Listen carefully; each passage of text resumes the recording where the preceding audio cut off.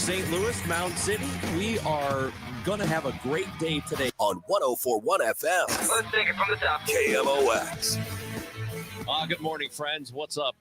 It is not Amy Mark's course today because she is oot. Well, we call it the Chris and old what's-her-name show here on The Voice of St. Louis. Yeah, I've never seen anybody Three get this much men and vacation. no Amy. Yeah. 3 men and a baby. One, two. Well, Matt Pajeski. Well, and PJ's here. Yeah, PJ's here. Don't forget about him. Yeah. Thank you for listening. We love you. We're going to be here till 12 o'clock. Then it's the Gas House Gang at 12. Talk some Cardinals baseball today. They start a big series tonight. I love that gaseous game. It is. I almost said that yesterday. The Gas House Gang, or as John Hancock calls it, the Gaseous Gang. So we hope you listen in today. Just stick with us till 1 o'clock. Really, all day. You should. 314. You got the DGS. Yes, you got the DGS after that. Then Cardinals baseball after that. Wow. Playing the Rangers of Texas. The Texas Rangers. Yes. John Hancock, Michael Kelly are with me for the first hour of the show. Then Hancock sticks around. 314-436-7900. Yeah, John, you have more work to do. I do. What else? Oh, Odyssey app. You should be listening to that. AUDACY. And also, leave a message. If you want to communicate with us, you can record a message and send it. We hope that you do. Yeah. And we're streaming live on Facebook, YouTube, and Twitter at Chris Amy KMOX. Time now for the top of the order. The top 3 stories everyone will be talking about. The St. Louis Board of Aldermen today expecting to pass tornado relief bills to help out those affected by the storm on May 16th. And a top tech CEO predicts massive job losses due to AI. And he says it could happen very, very soon, which is scary. It is. And as we said, the Cardinals start a series against the Rangers tonight. The pregame show at 6:10, first pitch at 7:05. Matt Pauley is going to have that for you. So, Hancock and Kelly on this Friday. First of all, fellas, it's good to see you. Good to see you, Rons. We were in the office talking about, I guess all kinds of stuff. We were talking about artificial intelligence, which I think is a pretty big deal, right? So we're going to get to that in a little bit because it's a little more frightening than I think some people realize. We talk about how inconvenient it is, and sometimes like ChatGPT is stupid, but there are some serious consequences that could be coming from that technology. And as I mentioned, we will discuss that. But let's start with the tariffs. All right. Because we have all been, I think, here a little concerned with how they were going to affect all of us in our day-to-day lives. It's going to raise costs. It might put people out of work. There's been a back and forth with the tariffs for weeks now, where it's going to be a 75% tariff. No, it's going to be 50. Actually, it's going to be 150% tariff. Well, really, it's only going to be 10.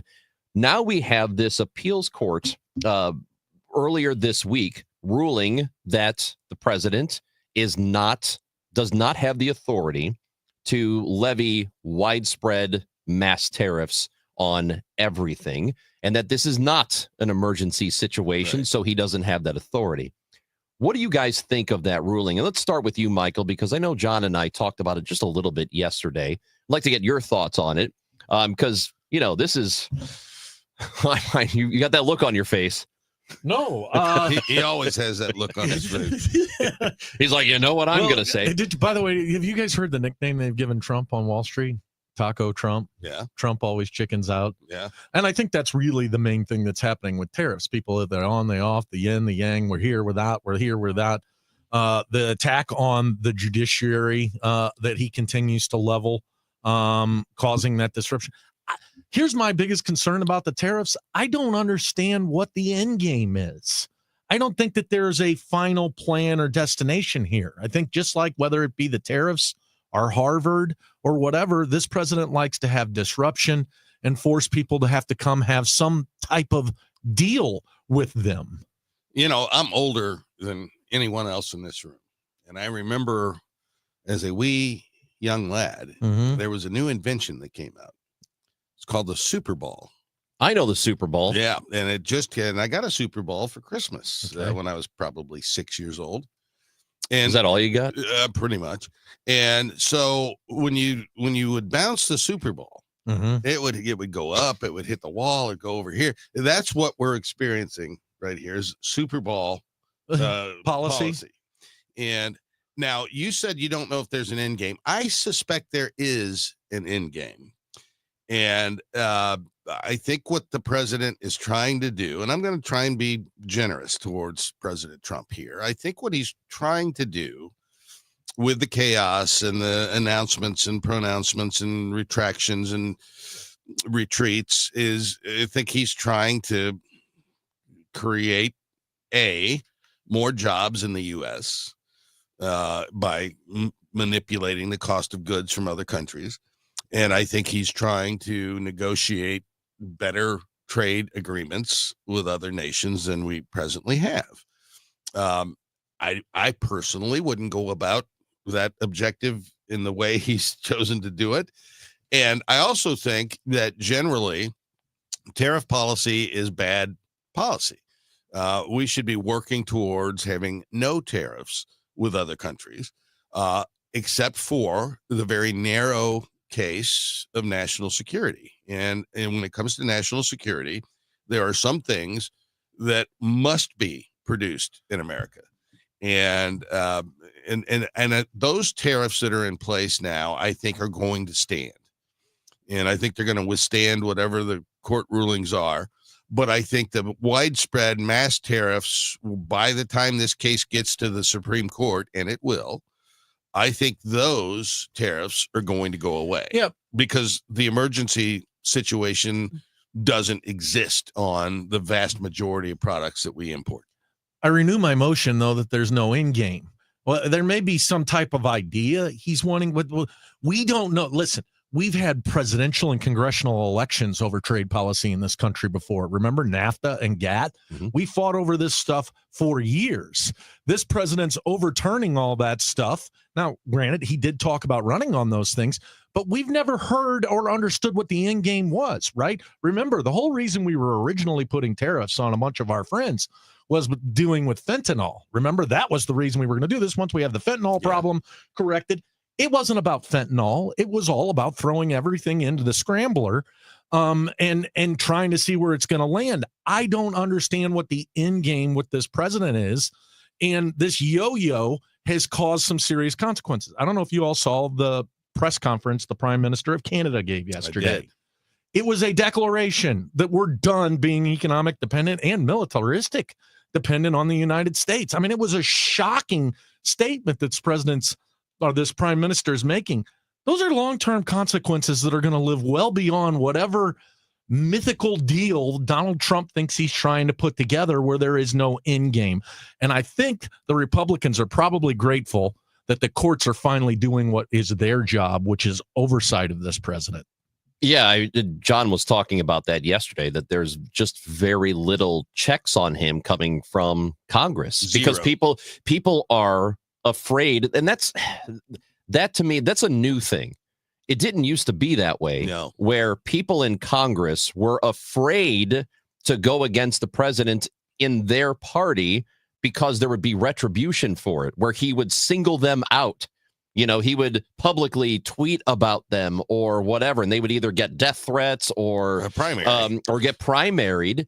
That did not used to exist before. This is very, very Ronald new. Reagan had a commandment: "Thou shalt not speak ill of a fellow Republican." Right? Mm-hmm. Yeah, I mean they were a lockstep party. Yeah, but so there had been for the entirety of our history so far as I've studied, a natural friction that existed between the executive and the legislative branch.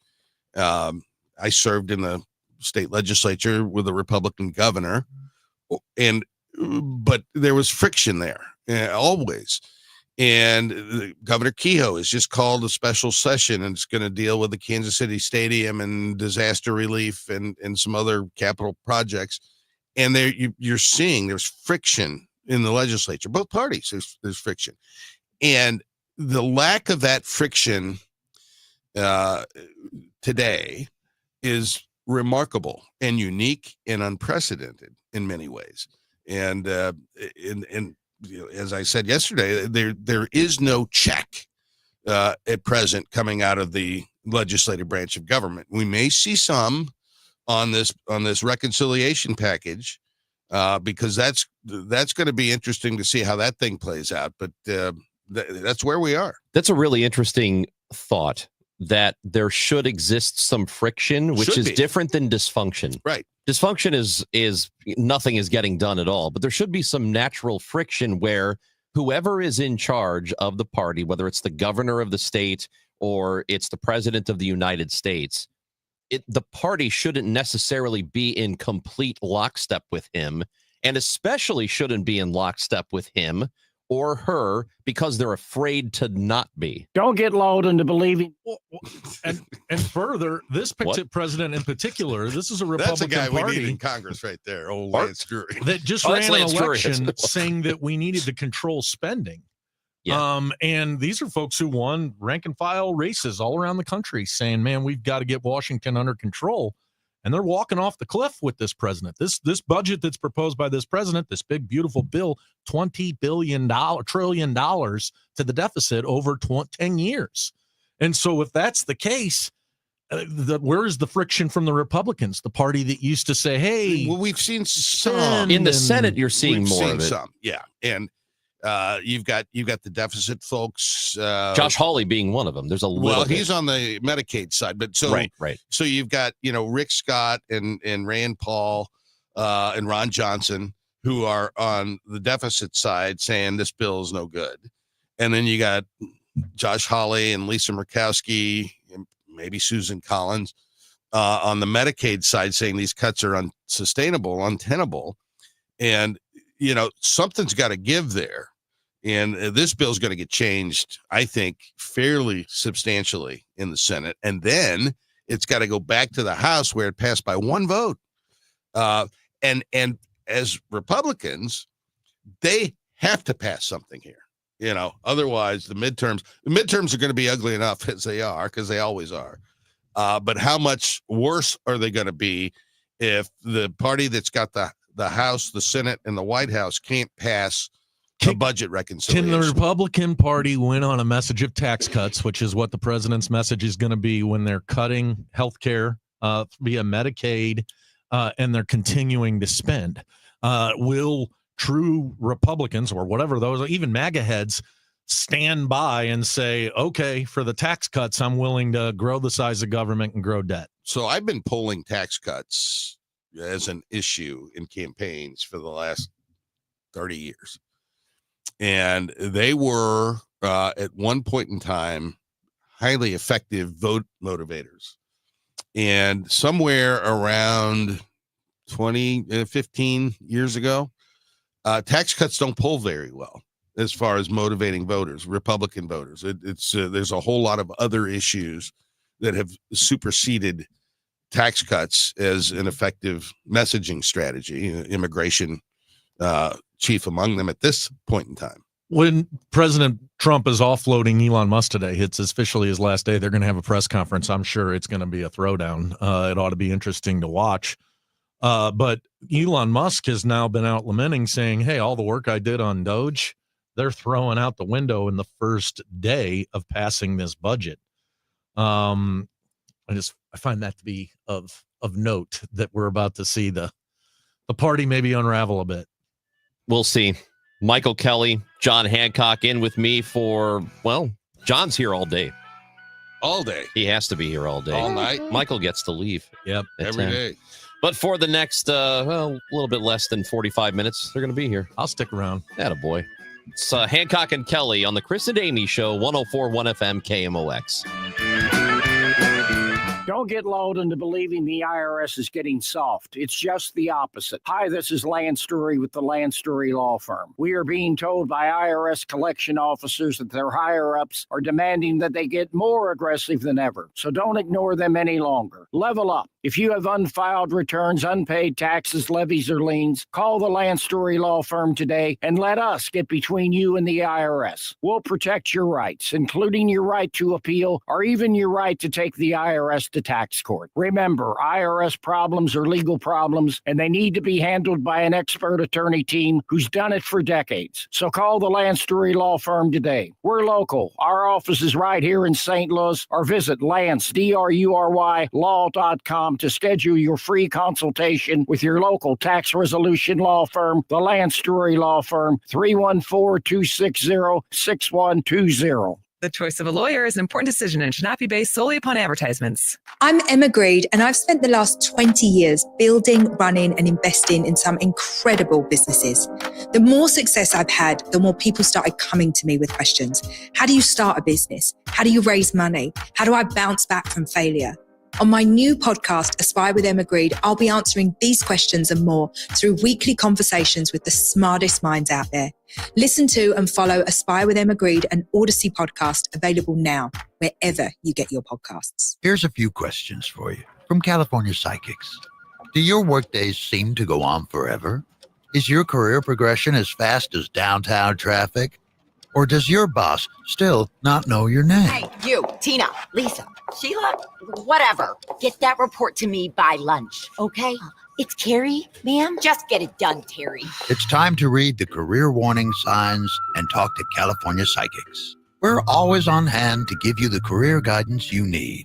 You see, we only connect you with the very best. In fact, 98% of the psychics who apply to work with us don't make the grade. That's why we can guarantee if your reading isn't life-changing, it's free.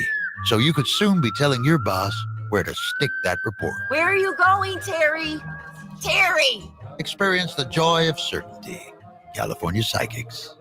Call 1-800-PREDICT today and get 20 minutes for just $20. I'm Ed Evans, CEO of Consumer Cellular. No, we're not one of the big guys. Truth is, we don't want to be. If you're over 50, Big Wireless probably has you paying for more data than you might need. You could be throwing away thousands over a lifetime. We're not here to be the biggest. We're here to bring you something we believe is better. Our plans start at just $20. You'll get the same fast nationwide coverage without the big wireless bill. Call 1-888-FREEDOM, visit consumercellular.com/facts or a store near you. Plans include $5 credit for auto pay and e-billing. See site for additional facts.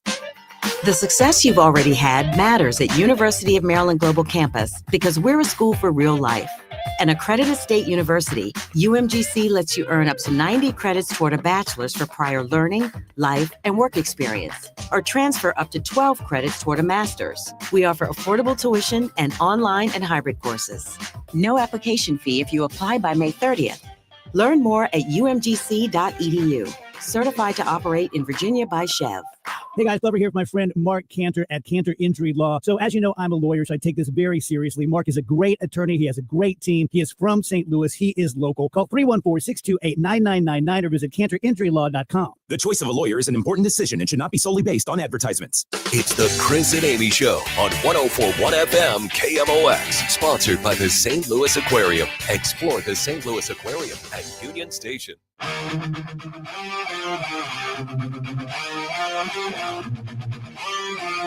Don't forget that you can still, in fact, you are required, if you can do it. KMOX.com/Red Cross, our efforts to help raise money with the Red Cross and in conjunction with Fox 2 locally. All the money that is being raised for the victims of the tornado on May 16th, all of that money to the link that I'm giving out here, it stays in the St. Louis area. So people affected in Missouri, and that tornado crossed over into Illinois and affected folks over there as well. So all the money stays here.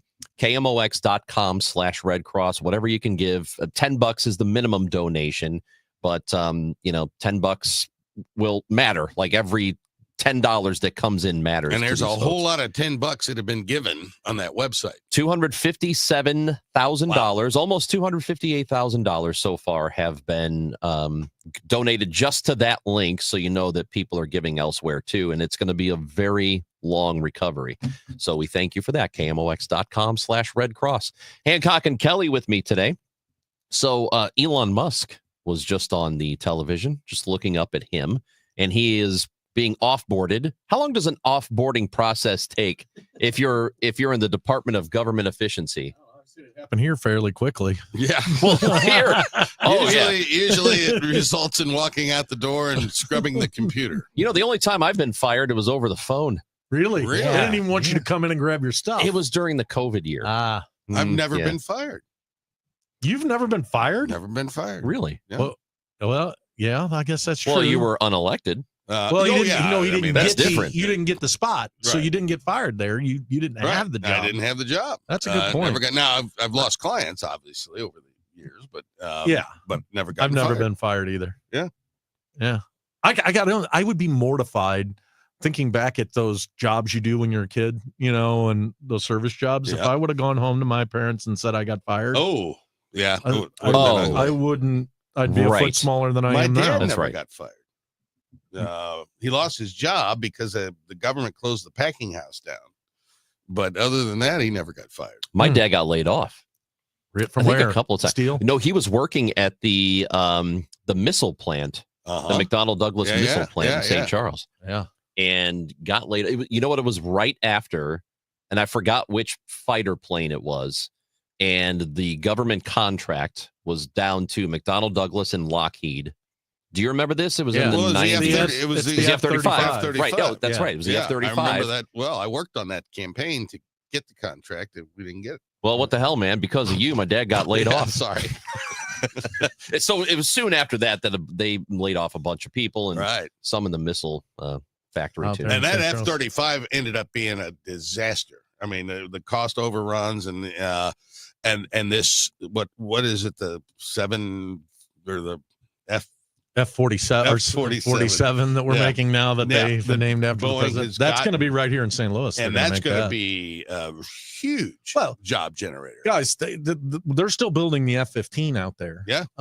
And I think they've been building it most of your life, John. Oh, they have. And so think about that. They're still building the F-15. The plane that they will start to build now, which will have variations, I bet they'll be building for 30, 40 years. One of my Boy Scout mates back in the day, his dad was one of the F-15 designers. Is that right? Yeah. So I lived right near the missile plant in St. Charles, right at the top of that hill there. That's where I grew up. And there was always, when you're kids in the neighborhood, you'd heard like, oh, that's where they keep all of the bombs for all of the world, etc. There was always this mystery about that missile plant because you see people going in and out of it. But there's not many employees there. But later in life, I learned that's where they make all of the JDAM bombs and stuff that are used in jamming signals and in the war on terror. There was a big I don't know if it was a Patriot missile. Is that the one they manufactured there, or this was back late 90s, or is the Patriot newer? I don't know. You got me there, I can't remember. I can't remember. Yeah, but there was, because back in those days, everybody knew about, because this was right after the first Iraq War, and we all knew about the Scud missile. Right, that was the one they were using that wasn't very good. Right. Allegedly not very good, and now our missiles are superior.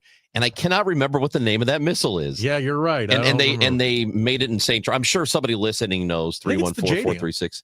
I don't know what it was, but they do incredible things at Boeing in St. Louis, man. There's lots that happens, particularly for the safety of our warfighters in this world that happens in St. Louis. And there's a lot of people working out there on classified stuff to keep our troops safe. Well, now they better get that Air Force One finished, so we don't have to take this Qatari plane. I think we already took the Qatari plane, didn't we? Did we take it? Yeah, I don't think they took they're it. still working through the details because Oman wants the White House to have requested it, and then they'll grant it. And the White House is saying, no, Qatar offered it. So isn't it kind of transparent that this is really just nothing more than a plane for Donald Trump to be able to have and use? Because after he's out of office, there is no way that you could accept an airplane, even a brand new one, and turn it into Air Force One. In fact, that's what's got him it would out take there years. Yes, it would take years to modify it. The Air Force Ones, and I think there's 2 or 4 of them that are being produced right now. Right, 2. I think it's 2. Okay, and I mean they're being built. That first they got built in Boeing, then they got flown to somewhere else, and now they're a completely different plane. How are they going to do this with this Qatari thing? They're not. So is this all about the president getting a plane? And is this really what we're okay with now? Well, I mean, if you're in love with a guy, then it is. You know, it's that simple. How's it going to feel, though, when it's Bernie? Or how's it going to feel when it's Hakeem Jeffries? It depends on if he's on the exact same thing for the other way. Michael, for a lot of people, it depends. If he's on your team, it's fine. Yeah. If he's on your team, but I do think it's for this particular president, there's more of that. There's more leeway given to him by his supporters than there are for other presidents and their supporters. Yeah, but once those things are loosened, there's never putting a cap back on that bottle. Yeah, you're right. And for those who are cheering the degradation of the courts, etc., they may be your savior in 3 years if some Democrat gets elected and they use the same ridiculous tactics that we're seeing right now. I don't understand why people think burning the house down is going to pay dividends for them long term, because life changes. Michael Kelly, John Hancock hanging out with me. We mentioned at the start of the show that artificial intelligence has a bunch of exciting possibilities that come with it, but also some real dangers. And there is one tech CEO who is warning us that in one respect, it could get bad, and it could get bad quickly. So we will talk about that when we come back. It is Hancock and Kelly on the Chris and Amy Show, 104.1 FM KMOX. It's time for a $98 AC tune-up. Dear Coach. Dear Coach, they don't teach you that inner strength is the most important kind of strong. But you taught me that. They don't teach you how to build confidence in yourself or how to deal with all the pressures all at once. But you taught me that. First tee was more than off. It's where I discovered what I'm capable of. You didn't just prepare me for 18 holes. You were preparing me for every day of my life. Learn more at firsttee.org.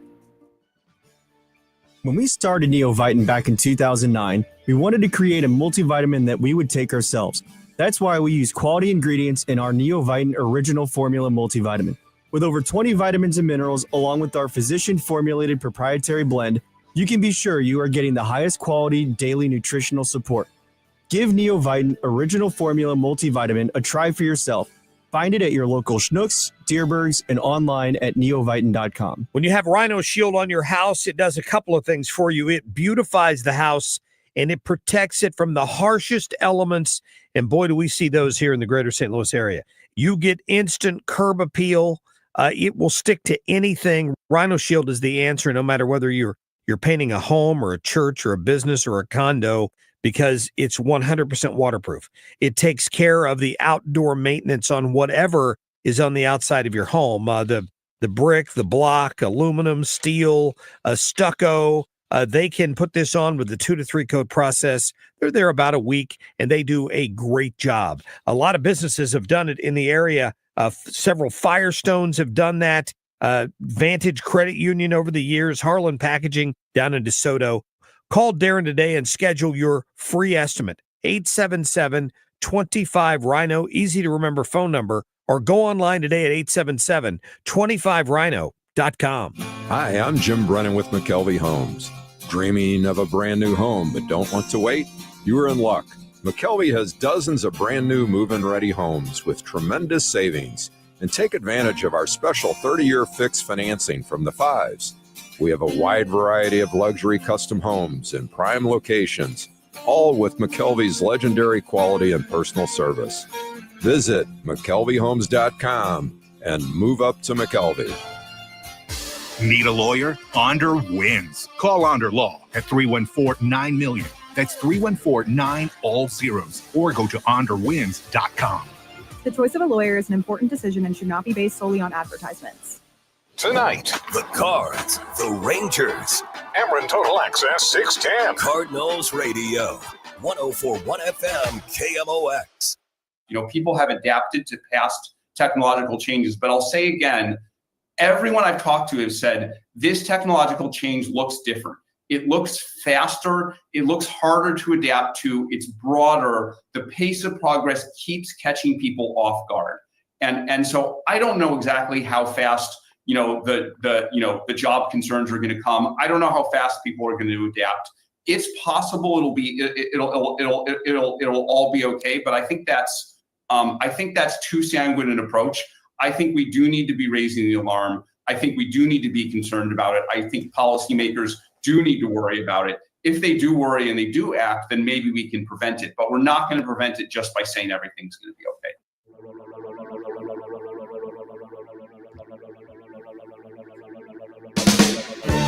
That is the CEO of a company called Anthropic, which is a technological company.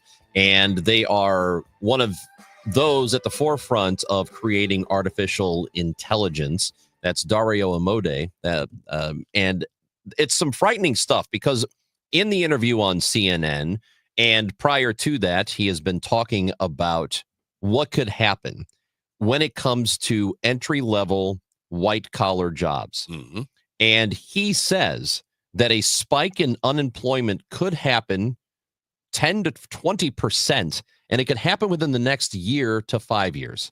And it's potential it could happen even sooner than that. And we have, look, there are so many really good possibilities when it comes to like the medical field or when it comes to, busy work, helping people in their jobs do the little busy work so that they can focus on larger tasks. That sort of stuff is really exciting.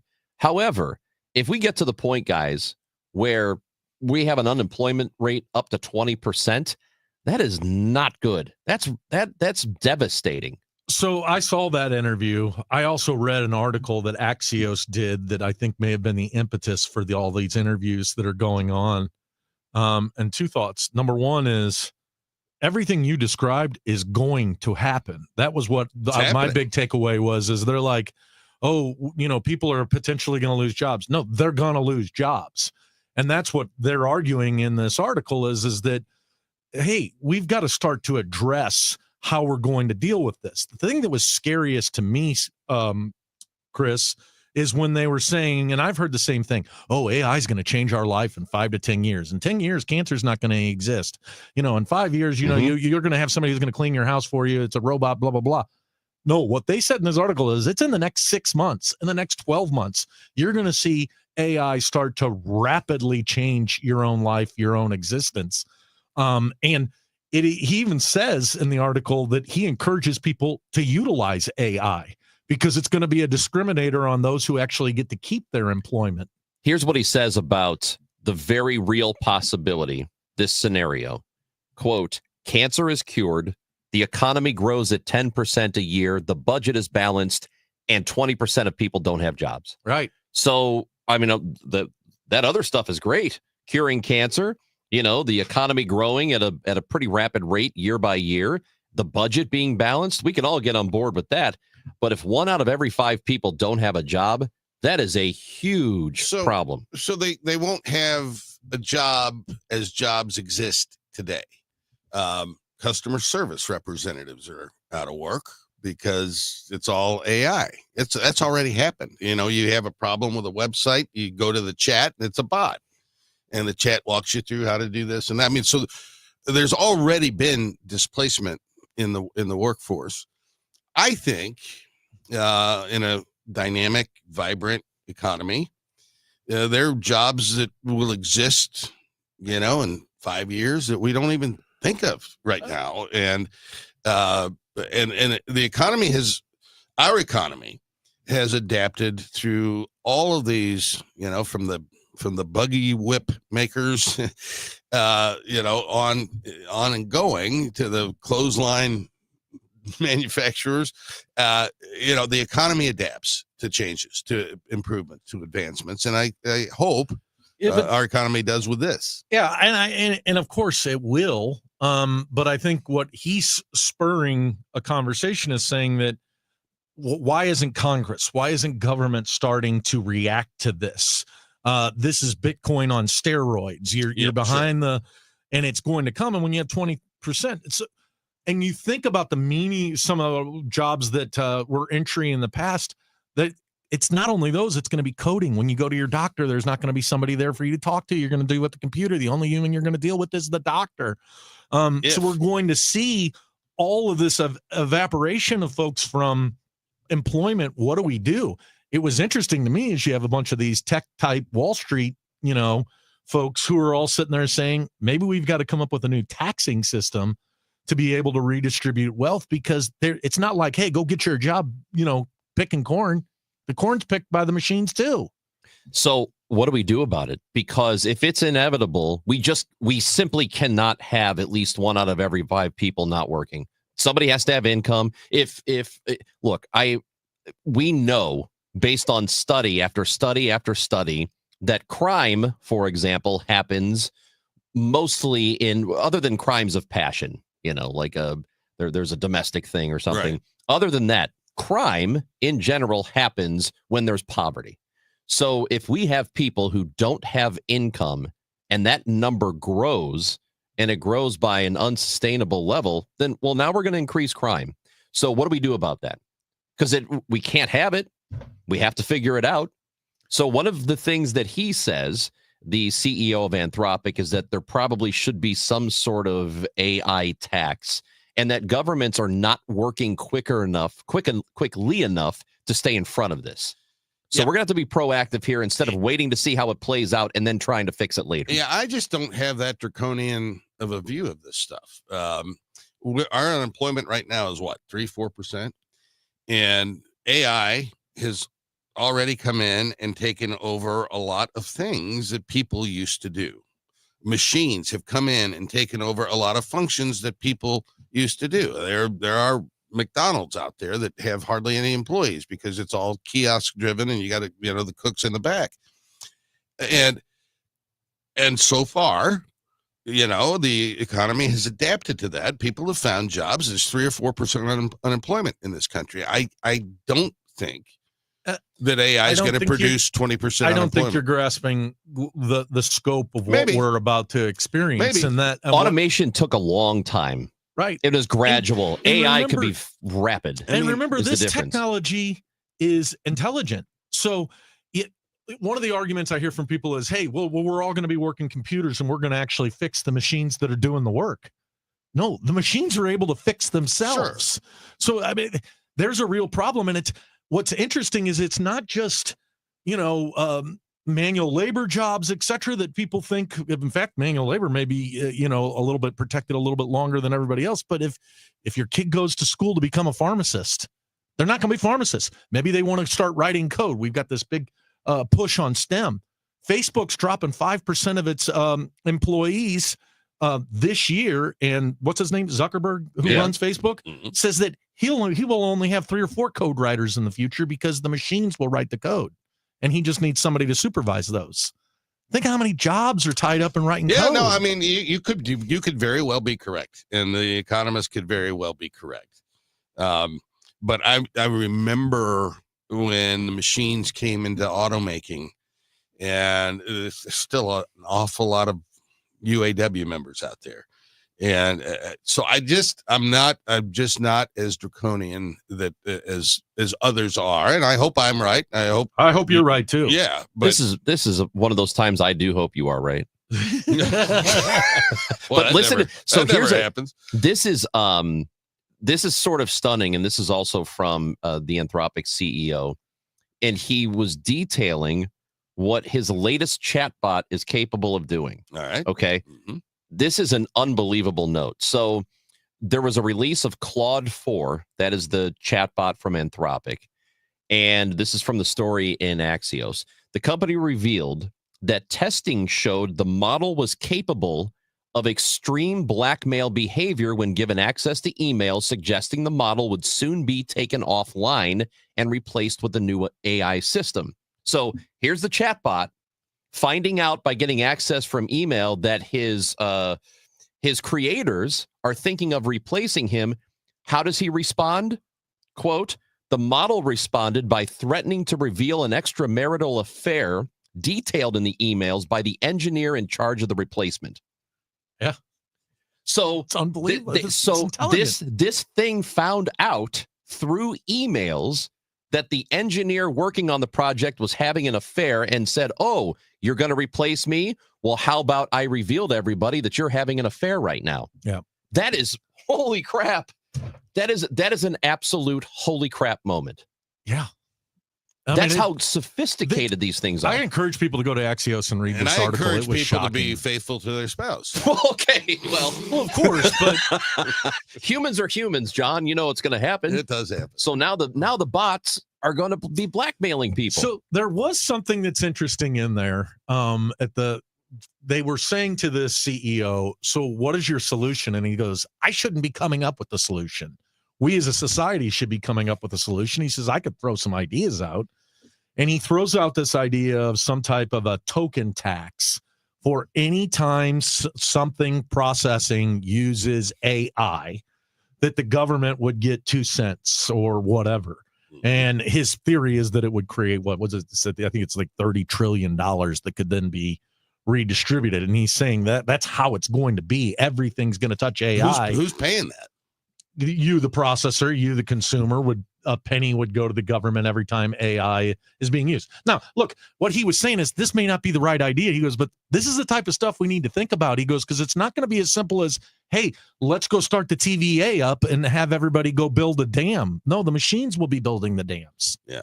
The economy will not produce $30 trillion of taxes annually. I mean, you didn't read the article, and I did not. I'm trying to. I understand. I think, I mean, really, we're having a big philosophical conversation. He wants to drill down on us. Well, I'm just saying, the economy can't produce $30 trillion of taxes, and I think that this guy from Anthropomorphopod or whatever he is, Anthropic, whatever he is. I think he's a bit alarmist here. Well, I think you better He's consider working on it, getting though. a back massage company or a tattoo company. Well, here's what else are we going to do I do for give each a good other? back massage. I don't like to talk. Yeah. Yeah. I don't feel great right now. John, you want a back massage? I can't help you I'm about good. John, listen, that's the problem, though. He's working on this technology. And he's one of very few people who really seem to be alarmist about it. And I think, look, most of these people who are working on this are all the only driving force in their minds. They want it. Is seeing how far they can take it. Sure. And because that's the instinct. The instinct is, let's see how good we can make this. Let's see how innovate. That's all. That's their whole driving force. Instead of, maybe we need to slow down a little bit. It is the perfect representation of the part in Jurassic Park where you said your scientists were so preoccupied with whether or not they didn't stop to think if they should. Yeah. It's and perfectly the last place to look to get any kind of moral compass on this is Congress. I mean, I can't think of a group of 435 people less capable but that's what they're elected to do. At the end of the day, right now, Congress has turned its head as it relates to Bitcoin, and there's a potential that could be a part of what collapses the American dollar if we don't have a system.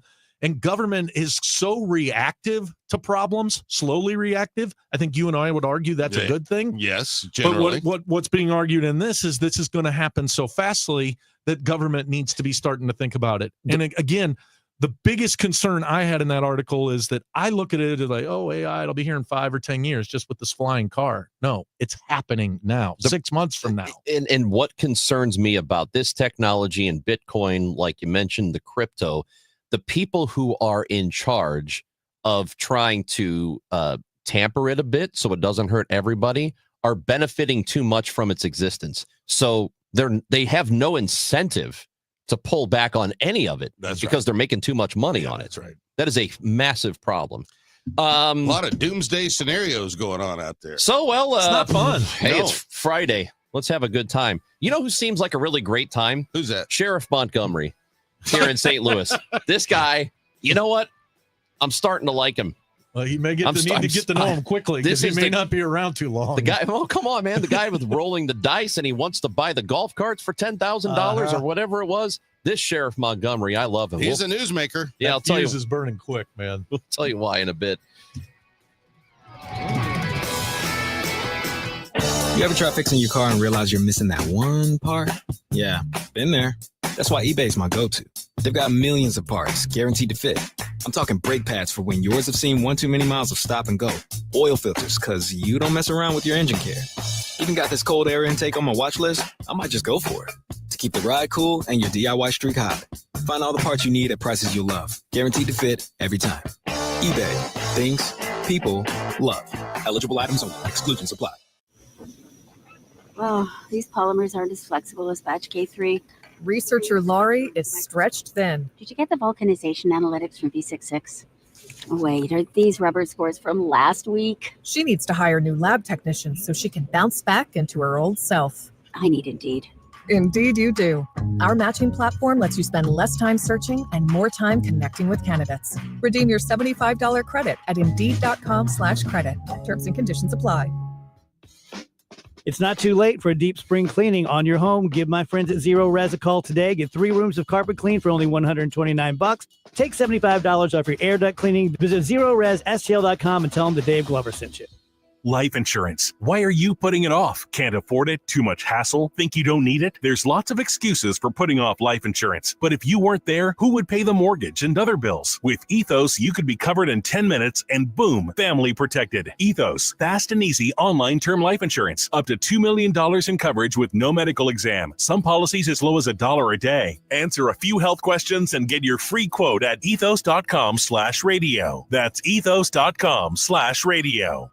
I really need funding to expand my inventory. Swish Funding can help you expand inventory, upgrade equipment, and boost your cash flow. Well, okay, but I need funding fast. Swish Funding provides funding from $25,000 to $2 million with payment terms tailored to your needs and cash in your account in less than 24 hours. So what's the catch? No catch. If you've been in business for at least 1 year with monthly revenue of $50,000, you could qualify. Just go to swishfunding.com to apply. That's swishfunding.com. Looking for the perfect townhome in St. Peters? Don't miss the display grand opening of the Townsend Linneman, Saturday, June 7th from 12 to 5 p.m. Tour our brand new decorated display, enjoy appetizers, and enter our prize giveaway. Visit us and discover luxury 2 to 3 bedroom townhomes with 2-car attached garages and unparalleled community amenities, including a pool, pool house, dog park, and more. Plus, enjoy pre-construction pricing up to $25,000 off. Visit us just south of 364 west of Jung Station Road. For more details, visit lombardohomes.com. Ford is built for America,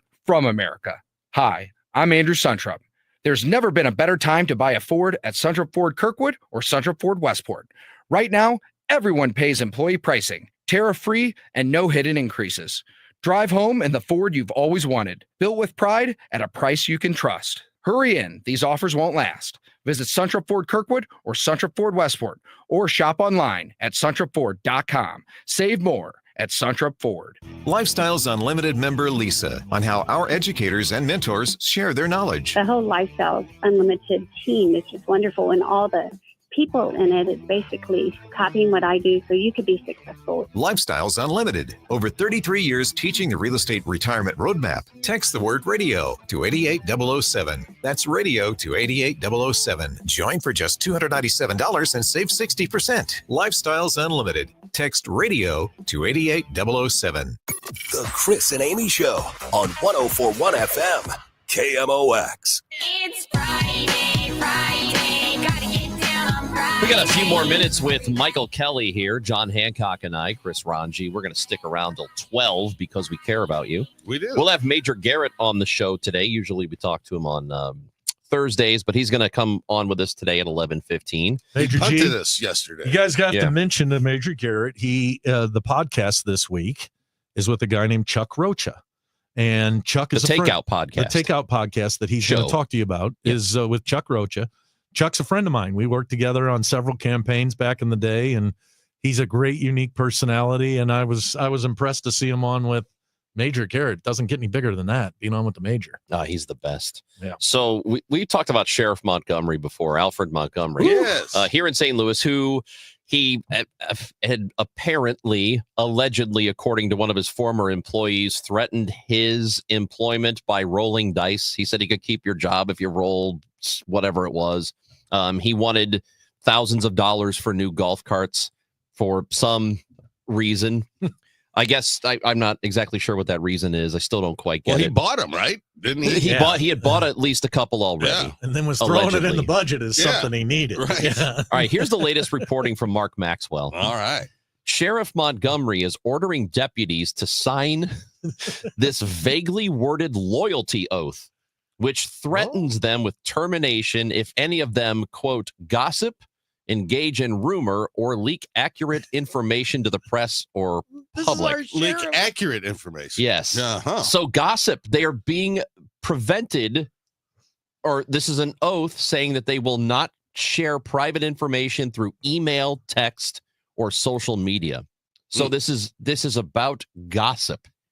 It's a loyalty oath. Yeah, it is. I know a guy who wants that. What is, I don't know, man. The more the time goes by, I feel like I love Sheriff Montgomery. You do? This guy's really something. Well, I think you ought to get to know him real quick, because I don't think he's going to be around long. I mean, that type of behavior is bold prediction. That type of behavior is not going to end well for him. Wasn't he having somebody take his kids to school? Yes. Yeah. And to my friends that I always get to hear from Hancock and these guys, well, you Democrats are running the city and blah, blah, blah. I hear that all the time.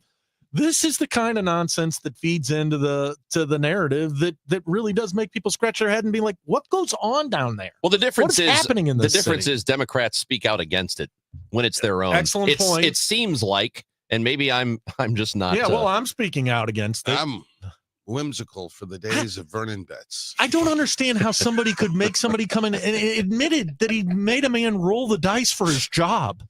If that's not grounds for dismissal or some type of investigation by a 3-letter agency, I don't know what is. In fact, I think that gambling is illegal unless you're doing it on one of the gambling boats. I take it you're not too pleased with Arthur Snake Eyes Montgomery. Are you? He's the sheriff. I know. My idea of a sheriff is Andy Taylor. I want to write this ship that we have in St. Louis, and it feels like every time we take 2 steps forward, we get to meet another sideshow that takes us in another direction. And I think that's what this sheriff is. That really is unfortunate, isn't it? Yeah. Because you're like, we need to improve. We need to better ourselves, generally speaking, right? And every time you got a dude like this, you're setting us back, man. You're setting us back. We're trying to improve the narrative about St. Louis, and you're setting us back. You're giving people ammunition to say, see, told you. And you have That's one how the job to city do, is. just take the prisoners to the court, take them to jail. On a serious note, some of this is the product of what's happened to our political system, where political parties used to police the candidates that got elected. They used to, okay, this guy, we're gonna make sure the donors and everybody are gonna give to this guy, to the other guy, and that really doesn't exist any longer. And so you kind of, and by the time the general election comes around, the decision's already been made because somebody's won a primary that guarantees them the office, and sometimes you get this. We had a candidate for state auditor years ago, Republican candidate. She didn't pay for her furniture. She was a mess, but she was the Republican nominee for state auditor. That's not good. Not good. All right. Michael, go away. Adios, boys. You gotta Have go play fun. snooker by yourself, get some practicing? I've got to go pick up my cleaning and do some chores. You do some chores today. I'm going to get some chores done. Hey, you want to do me a favor? You want to go by my place and start packing up for me? I would love to. I moving think soon. the listeners would love to see photos of the inside layer of the ranch. I'm moving to a new neighborhood. I need to find a good mover, too. Really? The guy that I used years ago, awesome dude. He's just a guy who does it on the side. He brought some people with him. You don't move yourself anymore, do you? You're too old to do that. Nah, right? hell no. I'm It's not the worst. Yeah, and I'm not asking anybody else to help me. Exactly. Yeah, so What I got to friend find a does mover. that? All right, it's the Chris and Amy show. We will keep things going. John Hancock and Chris Ranji. Scott Jagow joins us next on KMOX. Hi, this is Charlie Brennan along with Dr. Colleen Bosler from the Audiology Center. Doctor, when should somebody typically get a hearing evaluation? Charlie, the simple answer to that would be at age 65. However, there are some contributing factors that might make people more at risk for hearing loss. Some people with a history of noise exposure or a family history of hearing loss, or those suffering from tinnitus. Those people should come in to have their hearing evaluated at age 60. And of course, anyone noticing difficulty hearing or ringing in the ears should come in as soon as they notice these changes. That's the word from Dr. Colleen Bosler from the Audiology Center with 3 convenient locations: Florissant, St. Peter's, and Creve Coeur. Schedule an appointment today by calling 636-441-7470 or the Audiology Center, STL.com. The success you've already had matters at University of Maryland Global Campus because we're a school for real life. An accredited state university, UMGC lets you earn up to 90 credits toward a bachelor's for prior learning, life, and work experience, or transfer up to 12 credits toward a master's. We offer affordable tuition and online and hybrid courses. No application fee if you apply by May 30th. Learn more at umgc.edu. Certified to operate in Virginia by Chev. Are you having trouble hearing? Hearing loss can devastate the quality of your life. Now, there's an affordable fix for you or your loved one. Rated the best hearing aids of 2025 by Forbes Health, Audion Hearing has the highest quality hearing aids at the lowest prices, starting at just $98 a pair. I actually like them better than my old $5,000 hearing aids. I could not believe how my hearing and life changed. Join over 1 million happy customers by going to audionhearing.com. That's AUDIEN hearing.com. Winner of 4 Edward R. Murrow Awards, including Overall Excellence. KMOX AM St. Louis, KMOX FM Hazelwood. Always live on the free Odyssey app. Bernie Miklas here for Saliga Heating and Cooling, a Daikin comfort dealer. The Saliga family's been taking great care of St. Louis since 1927 and still have the best and most trustworthy customer service in town. Saliga can handle all of your heating and air conditioning needs for home or business. They offer free estimates and financing options, and they won't leave you hanging if there's an emergency. The Miklas family's been calling on Saliga for more than 15 years, and we fully appreciate their knowledge, their class, and their integrity. Saliga's never tried to pressure us. They always take the time to discuss all the available options, including low-cost solutions. Saliga has saved us good money with their Priority Club maintenance program, which extends the life of our equipment. Members receive priority service and the peace of mind in knowing their home will be safe and comfortable during all 4 seasons. The Miklas family truly values Saliga Heating and Cooling, and you will too. For more information, call Saliga at 314-481-7333 or visit SaligaHeatingandCooling.com. It is sunny and 66 degrees in downtown St. Louis. We'll take a closer look at the forecast as things really start to heat up this weekend. I'm Debbie Monterey. Hey, how you doing, sir? Control the trees, stuff like that.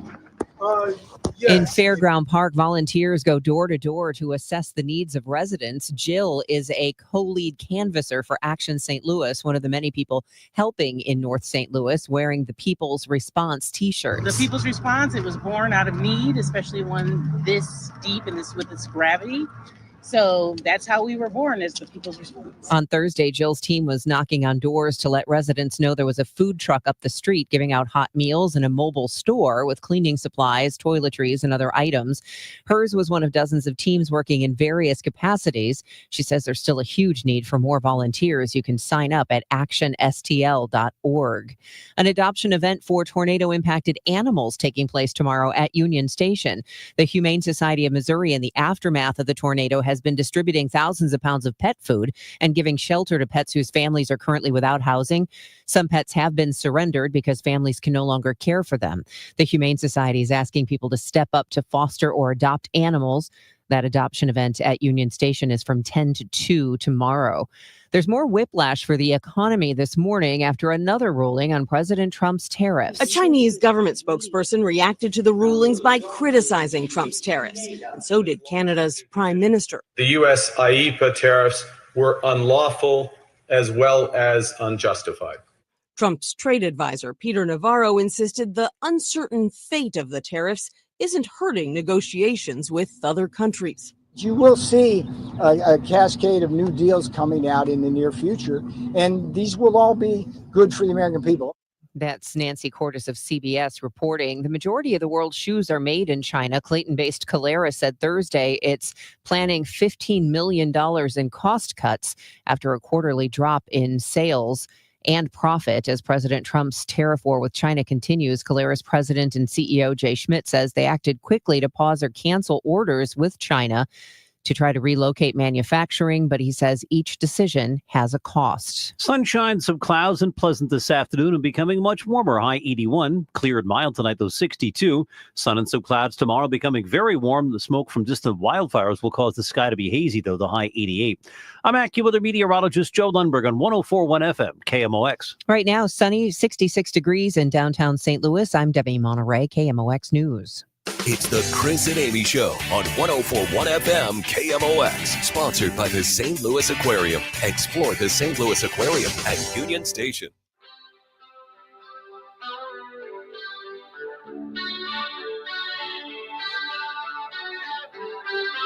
It's lovely. Status Quo from what? That's the name of the band. That's the name of the band? Never heard this before. Whatever you want. Name of the song. Oh, whatever you want. Cool. Hour 2 of the show, Chris and Amy, but today it's John Hancock and Chris Ranji.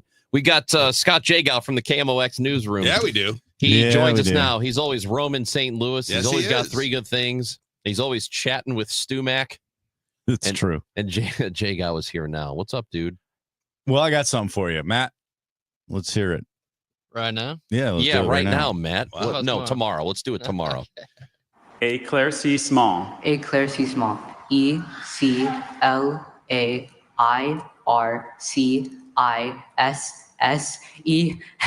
Éclaircissement. That is correct. And then he collapsed on the stage. He fell down? Yeah, I mean, out What of the heck was pure that? joy. What do you mean, what was that? It's That's a the spelling National bee. Spelling Bee. Oh, there it is. Has an American ever won the National Spelling Bee? Well, these are, yes, a lot of Americans have won it. He's an American. He is. Yeah, his name is Faison Saki. Exactly. And he is. I rest my case. You could be an American named Faison Saki. Let me tell you, Tom Careful here. Jones. Tom Jones has never won the National Spelling Bee. Tom Jones can't spell. We could go back to the list. I'm sure you could find some names that I- sound like they're from Missouri. Let's put the research department on that right now. Okay. Let's Okay. read the names of the last 10 National Spelling Bee So he winners. won $52,000 What? by spelling that word and many others. This guy is like the human dictionary. His dad calls him the GOAT. He said he's the GOAT. I actually believe that. He's really good, man. He's been doing it for so long. He's 13. And he knows the dictionary in and out. He does. Last year, during the regular rounds, he finished second. He did not miss one word. This year, he missed a word, What and it word? almost cost him the entire spelling bee. The word is camelina. Camelina. And he was all arrogant. He's like, yeah, I got this. I think the And he research started department has come. I'd like to attempt to read 5 or What? 6 of maybe the most recent spelling bee winners. All right, so we've got Faison Saki, Yeah. Bruhat Soma, Dev Shah, Harini Logan, Yeah. Zyla Avant-Garde, Yeah, geez. Rohan Raja. Avant-Garde, that's great. I rest my case, Your Honor. Well, are these? I don't know where they're from. Well, Doesn't matter. What I'm saying is, you don't see Tom Smith winning the spelling bee. It just doesn't happen. Well, Tom Smith needs to apply himself better I then. agree Matt, with that. come on, Yes, man. You agree went with back, that. what, 6 years? Go back. By the way, this is the 100th National Spelling So Bee. it just happened? Well, I'm sure 100 Yeah, years last ago, night. somebody Oh. named Smith won. I missed it. But in the last 20 Yeah. years, no. We've got a Tim Neal from 1976. There you go. 76. Okay. There you go. I rest my case. Your You're Honor. still resting his case. I'm going to rest your case in a minute. Camelina. What is that? Okay, what's the Spell word? it. K-A-M-E-L-I-N-A. See, that's what he did. No, I would have said That's what he did. C-O probably. It is C-O-M. actually C-O, but he said K-M, K-A-M. And here's what happened was he just stopped himself and goes, just ring the bell. Because he knew 'cause he he had knew he messed misspelled up. it. And if you go that far, you can't go back. You can't go back. Yeah. Well, But how he far was can you go? fortunate. I don't know the rules. All right. But anyway, the judge goes, ding. And then she goes, so you know what happens now. And the other 2 spellers got to go back up on the stage. Unfortunately for them, this guy never misses words. So they had their one opportunity and they couldn't cash in on it. So he won $52,000. Last year he won 25 grand. And you know what he did with it? He bought a Rubik's Cube with 21 squares on each side that cost $1,500. Wow. That's Why did what it cost? spelling bee Okay. winners do. They buy dorky toys. That's remarkable. Yeah. So it's the spelling bee is the same age as KMOX. It started at the Louisville Courier Journal, created it in 1925. Yeah. Oh. And so I came up with some winning words that I thought you guys could try to spell. Oh, well, great. Okay, let's try it though. Exciting. I was in a spelling bee once. There's no chance you're going to get this. Let me just tell you right now before we start. I was in a spelling bee one time and I misspelled bacon. And the reason I did that, the reason I misspelled bacon is I got cocky like this guy did, and I thought I'd spell it real fast.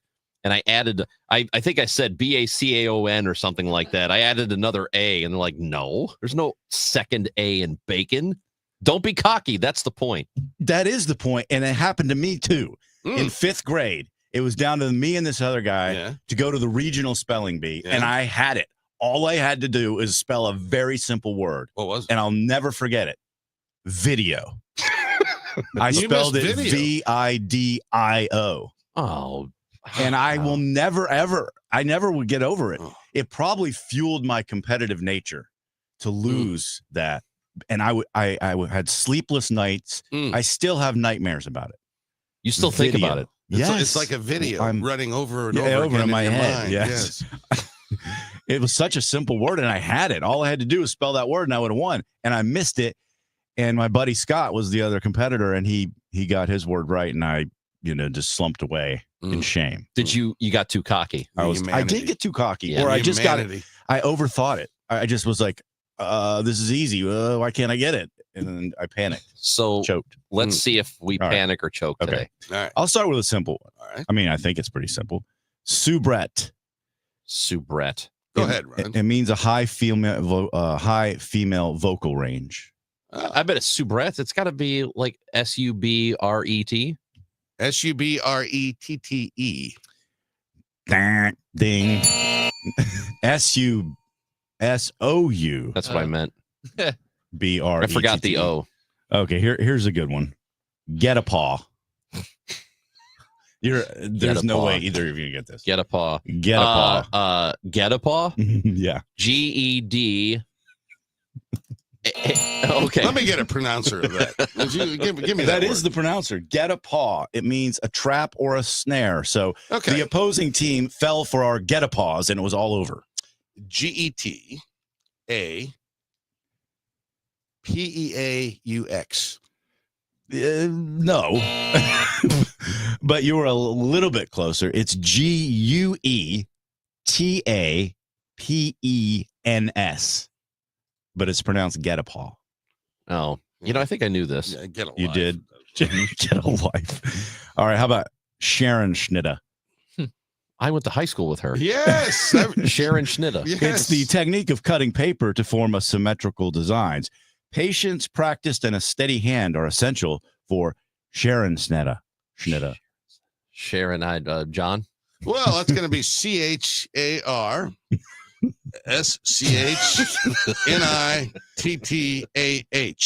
No. I was close, though, wasn't I? Sort of. What is it? Sharon Paw? What is it? Sharon Schnitta. Sharon Schnitta. You knew the woman. C of this. Is it CH? Is that right? That's SCH. Yeah, SCH is what I said. Yeah. SCH ER. Sharon Schnitta. Sharon.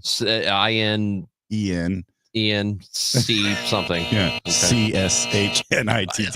I have a problem with the spelling bee. Right. I think there should be a buzzer and not a bell. Well, the bell's you too gotta have a kind. I know the bell sounds like you got to have a won. word that The bell- somebody yes. uses.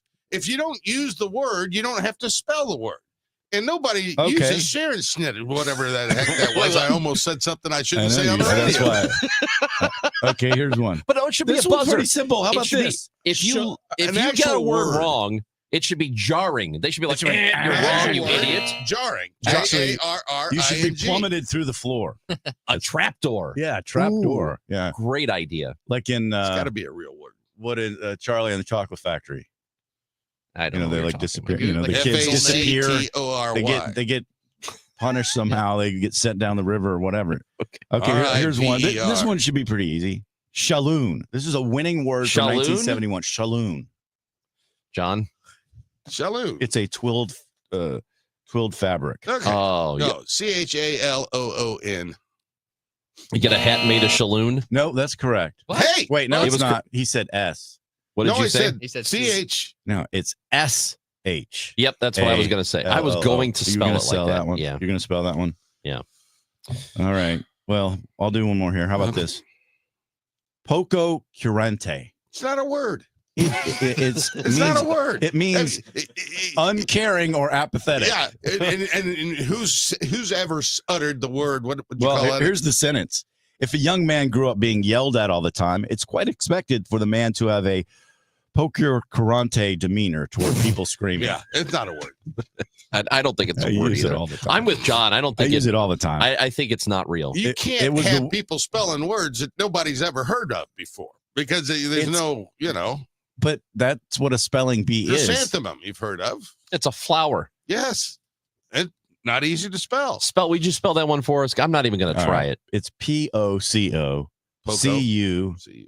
CURANTE.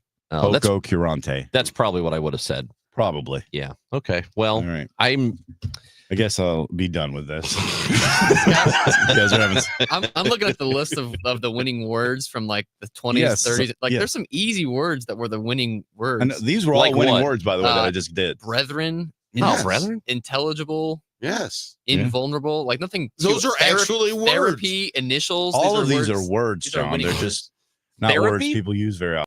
Interesting. So nobody knew what therapy was until the 40s. Well, but those are actual words. Yeah. This stuff here that people are spelling Poco Quran or whatever. These are all well, winning words. I'm just saying. Hydrophyte. Hydrophyte. I know what that is. You know what it is? Yeah, it's like when you get water guns and you shoot them at each other. It's a That's hydrophyte. Exactly. So is it HYDROFIGHT? Hydrophyte. G8. No. Oh. It's PHYTE. Hey, Oh, it was my. No, in you're August. Latin. In August, going to be a lot of kids outside having hydrophytes. Now, do we have time to get into this Korean dessert thing? that Yes. you're talking Let's talk about that. Yeah. It's called it's spelled SPOON. Oh, come on. I thought we're done with spelling. Spoonful. Spoonful. Yes. It's in Creve Coeur. Yeah. And it is Korean dessert. Bingsu is kind of the primary one. Taiyaki is another one. Mm. Bingsu is like shaved ice, and you put stuff on top of it. Yeah, like so a it's snow cone. not as thick as ice cream. It's thicker than a snow cone. It's quite good. It's very refreshing. And taiyaki is like a mochi waffle that is filled with Nutella or strawberry filling or sweet red beans or something. And this is very unusual in the United States. There aren't many places that have bingsu. It's pretty new even in Korea. But this woman, Monica Lee, traveled the world and she was like, that's what I want to do. I want to serve bingsu and taiyaki, and that's what she's doing. Huh. And she has a second location in Edwardsville. Wow. Oh, so Creve Coeur and Edwardsville. Yes. Is Creve Coeur the original? It The is. first? Yeah. Where in Creve Coeur is it? It's in a shopping center on Olive that has several Asian American restaurants. Oh, is it where Nice. isn't Nudo over there? I don't know. Is that if- what I think? It's I not don't where think the it's Pink Galleon is it? the Pink Galleon. No, I don't know. Okay, because they've got a Asian grocery store and a restaurant. Yeah, there's a big population in West County of Asian Americans, and they are opening places like this and working together. They have there's an Asian American Chamber of Commerce in St. Louis. Yeah. Oh yeah. So Very big, big business community. Very and- big business community. So that's where I went for roaming St. Louis this week. I got a chance to sample some of her products, and they're really good. That's really awesome. I need to go out there. I had a It's- roommate named Ben Choi who was Korean, and he Oh. used to make yogurt in the apartment. You would make yogurt? Yeah. Wow. So we just have milk sit out for a while. Yeah. You have to- That's what he would do. You have to watch where you stepped in the morning. You gotta. It was on the floor. Yeah. It was. Did it explode, or how did it end up Well, on it the floor? molds and then it becomes yogurt. And, But why is it on the floor? Well, that's a good question, Scott. we only lived together for called a about follow-up a question. year. He was in our wedding though, Ben Choi. He used to make bibimbap. What is that? Bibimbap is great. It's a noodly meat. It's got an egg on top of it. It's a Korean dish. Yeah, Yeah, bibimbap. bibimbap. Mm-hmm. Ben Choi made bibimbap. on the floor. No, the yogurt was on the floor. Yogurt was on the floor. Bibimbap was on the stove. Well, it's better than I had a roommate. He didn't do it when he lived with me. He waited till he moved out into his own place, but he would apparently just leave meat sitting out all over so it would dry because he was on a raw meat diet. Oh yeah. Oh yeah. It was a whole thing. Yeah, you needed to jettison that guy. Yeah, we did. Good. So roaming St. Louis, 3 good things this Sunday. Chat with Stu Mac. Too? Chat with Stu Mac. We're Googling. We're talking about things we Google. Oh, I like that. Yeah. It goes off the rails. And then you're gonna have Kelly on as well. Well, probably because John Hancock doesn't show up. John, wake up, would you? I know. All right, Scott Jagow, 3 good things, roaming St. Louis. Chat with Stu Max Sunday morning on KMOX. That's the deal. That's Scott.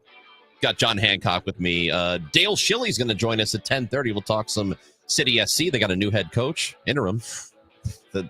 Yeah, right, exactly. All right, we'll talk to Dale. That's all coming up. 104.1 FM KMOX. During National Military Appreciation Month, we at University of Maryland Global Campus say thank you to the service members, veterans, and families who dedicate their lives to our country. We are deeply grateful. For over 75 years, UMGC has proudly served the military community, from installations overseas to the communities you call home. Wherever you serve, we stand with you. Learn more at umgc.edu/thanks. Certified to operate in Virginia by Chef. Are you having trouble hearing? Hearing loss can devastate the quality of your life. Now, there's an affordable fix for you or your loved one. Rated the best hearing aids of 2025 by Forbes Health, Audion Hearing has the highest quality hearing aids at the lowest prices, starting at just $98 a pair. I actually like them better than my old $5,000 hearing aids. I could not believe how my hearing and life changed. Join over 1 million happy customers by going to audionhearing.com. That's AUDIEN hearing.com. We sell siding, windows, doors, and decking by the truckload. My name is Julius Krasanik, celebrating 53 years in this business. Our company is Wholesale Siding Depot, and our seasoned customer service group has over 200 years of combined siding, window, door, and decking knowledge. My grandson Elijah says, "Are you kidding me?" The brands that we sell are durable, maintenance-free, and energy-saving. Featuring Anderson, CertainTeed, Viwinco, Provia, Masonite, TimberTech, and others, offering the best selection of styles and colors available in this industry. And better yet, our prices are wholesale every day. Last, our Peace of Mind initiative also includes a free contractor referral service to take care of your installation concerns or needs. You are just one click away from keeping it local, family, and professional. Please visit WSDepot.com. That's WSDepot.com. Hi, this is Charlie Brennan. I see clearly now thanks to the doctors, Greg Birdie, Ranjan Malhotra, Robert Brusati, and Andy Royer. You can too. YourEyeDoc.com. I really need funding to expand my inventory. Swish Funding can help you expand inventory, upgrade equipment, and boost your cash flow. Well, okay, but I need funding fast. Swish Funding provides funding from $25,000 to $2 million with payment terms tailored to your needs and cash in your account in less than 24 hours. So what's the catch? No catch. If you've been in business for at least 1 year with monthly revenue of $50,000, you could qualify. Just go to swishfunding.com to apply. That's swishfunding.com. I'm Ed Evans, CEO of Consumer Cellular. No, we're not one of the big guys. Truth is, we don't want to be. If you're over 50, Big Wireless probably has you paying for more data than you might need. You could be throwing away thousands over a lifetime. We're not here to be the biggest. We're here to bring you something we believe is better. Our plans start at just $20. You'll get the same fast nationwide coverage without the big wireless bill. Call 1-888-FREEDOM. Visit consumercellular.com/facts or a store near you. Plans include $5 credit for auto pay and e-billing. See site for additional facts. 104.1 FM KMOX, the voice of St. Louis. Stronger than ever. You know, we told you that you can drop us voice messages from the Odyssey app, AUDACY. That's where you listen to the show, you know. Yeah. And the podcasts. Yeah. I always mention this. Cardinals baseball is on it. Isn't that great? You can listen to the game. So this message is from Deborah. Yes, AI has taken over many jobs, including a big, humongous bank. My ex husband worked there for 25 years or more. And last year, AI replaced his job. So I'm going to his funeral tomorrow. Think what you want, but AI is dangerous. I did not expect that turn. I didn't see that coming. Wait, did AI kill him? I don't know. That's a whole lot of detail left out of that. Yeah. I didn't expect that. Sorry to curveball. hear that. I am performing Amazing Grace at a funeral next weekend. Are you? I am. On the piano? I am. Yep. I think that'll be nice and poignant. This text message says, and you can text us, 314-436-7900. Your last segment was dumb. I disagree. That last segment was a great deal of fun. The only dumb thing about it was that John and I couldn't spell any words correctly. Those weren't words. Words I can spell. Mumbled, jumbled arrangements of letters that nobody ever uses. It's pointless. There's no point to spelling those things. Well, here's a message. Can someone please tell Hancock he is demonstrating clearly why people named John Smith aren't winning spelling bees anytime soon? Yes, indeed. John Hancock. See? Yes, I appreciate that comment greatly. Anyway, feel free to drop us a voice message and sorry for your loss. Yeah. 314-436-7900 to text us. And we hope you're watching. I need to get to the bottom of this, Pajeski. If you're streaming on Facebook, YouTube, or Twitter, Robert has left a message on YouTube and says that the Boogergate saga continues, shots fired. So you know about this. I do. John. Yeah. We talked about it yesterday where the Dave Glover show accused Matt Pajeski of leaving a booger on the seat. Wiping boogers on the seat. Yeah. Fake news. Yeah. Fake news. And we deduced yesterday, if memory serves, that it was likely a byproduct of a grape particle. Yes. That a green somehow escaped from the mouth of Peach over here. Yep. Because I don't wipe boogers in this studio.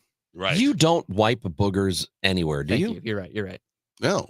You better not. So what is something happened to cause us to? I don't know. That's why I'm asking. Robert says this on YouTube that the saga continues. Did they go after us again? I've not heard. Because I'm boycotting.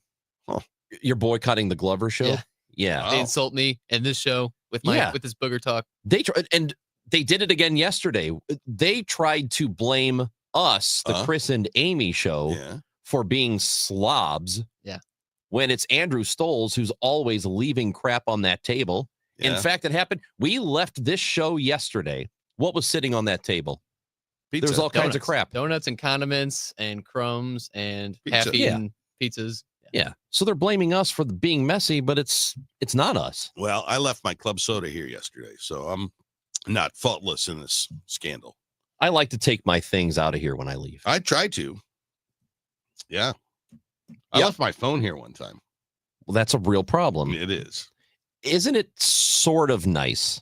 It's alarming. It is there's something anxiety producing about leaving your phone somewhere. Yes. But also there's something freeing about it. Yeah, I suppose. But it is anxiety producing, I will say. This text message says that we need to tell Minecraft Steve to bring back Hancock and Kelly. Well, they're here. They're here every Friday. We are. And Hancock's been with me all week. I have. So that was nice. Well, this is from Tim. That's a message from Tim. Thank you, Tim. Yeah, right. Cousin Tim. Another message. People are using AI as a scapegoat when laying people off. It's a way to ignore the economy and willingness to trade workers for increased profits and cater to shareholders. This is the actual reason for layoffs. AI is not as efficient as tech leaders say it is. It's all framing. You know, I think there might be some truth to that, probably. I think there might be too, yeah. Just as there were a lot of bad actors through COVID and post-COVID who were blaming the supply chain issues for the reason they raised prices, when the supply chain issues had been fixed. But they said, well, what are we going to do? We got to keep prices high. Right. Yeah, it's an easy scapegoat. I do believe there's some of that here. I mean, I think there's a little bit of that here, but artificial intelligence is a completely different beast than anything we've ever dealt with. That's John Hancock. Yeah. I'm Chris Ranji. City SC has a new head coach. It's an interim head coach. What's next for the organization? Dale Schilly is the academy director and broadcaster on Y98, and he joins us next on 104.1 FM KMOX. It's time for a $98 AC tune-up. Hey, St. Louis homeowners, are you thinking about upsizing, downsizing, or relocating this year? This is Debbie Monterey, and when life happens and you need to sell your home, I recommend you speak with trusted realtor Gloria Liu with Your Home Sold Guaranteed Realty. Gloria understands every seller situation is unique, which is why she's created custom programs to fit every home seller's needs. Many people move out of necessity, like for a new job or financial challenges. And that's why Gloria's created her guaranteed multiple cash offer program, giving you up to 6 of the best offers with at least one at 100% of market value, or Gloria will pay you the difference. Plus, you sell faster. Gloria did this for the Miller family in Clayton and got them more money than they were expecting and within their time frame. Gloria did it for them. She can do it for you. Get your offers today by calling Gloria Liu at 314-325-6888 or online at gloriahasthebuyers.com.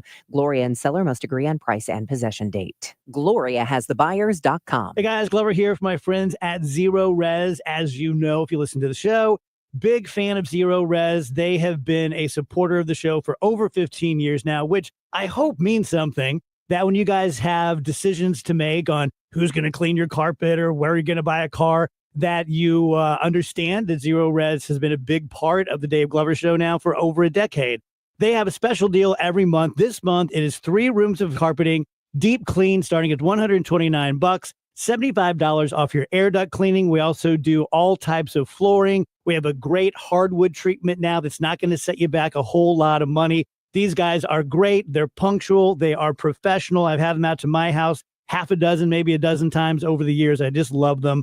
Call them at 314-474-2020 or go online at zeroresstl.com. Say that you want the Dave Glover deal. Spell it backwards or forward to spells the same. That's Zero Res, 314-474-2020. SNL Coin. We buy gold and silver coins, silver and gold jewelry. Also buying gold-filled and silver plates. Before you sell, call SNL. 314-544-3600. 314-544-3600. SNL Coin. Bernie Miklasz here for Saliga Heating and Cooling, a Daikin comfort dealer. The Saliga family's been taking great care of St. Louis since 1927 and still have the best and most trustworthy customer service in town.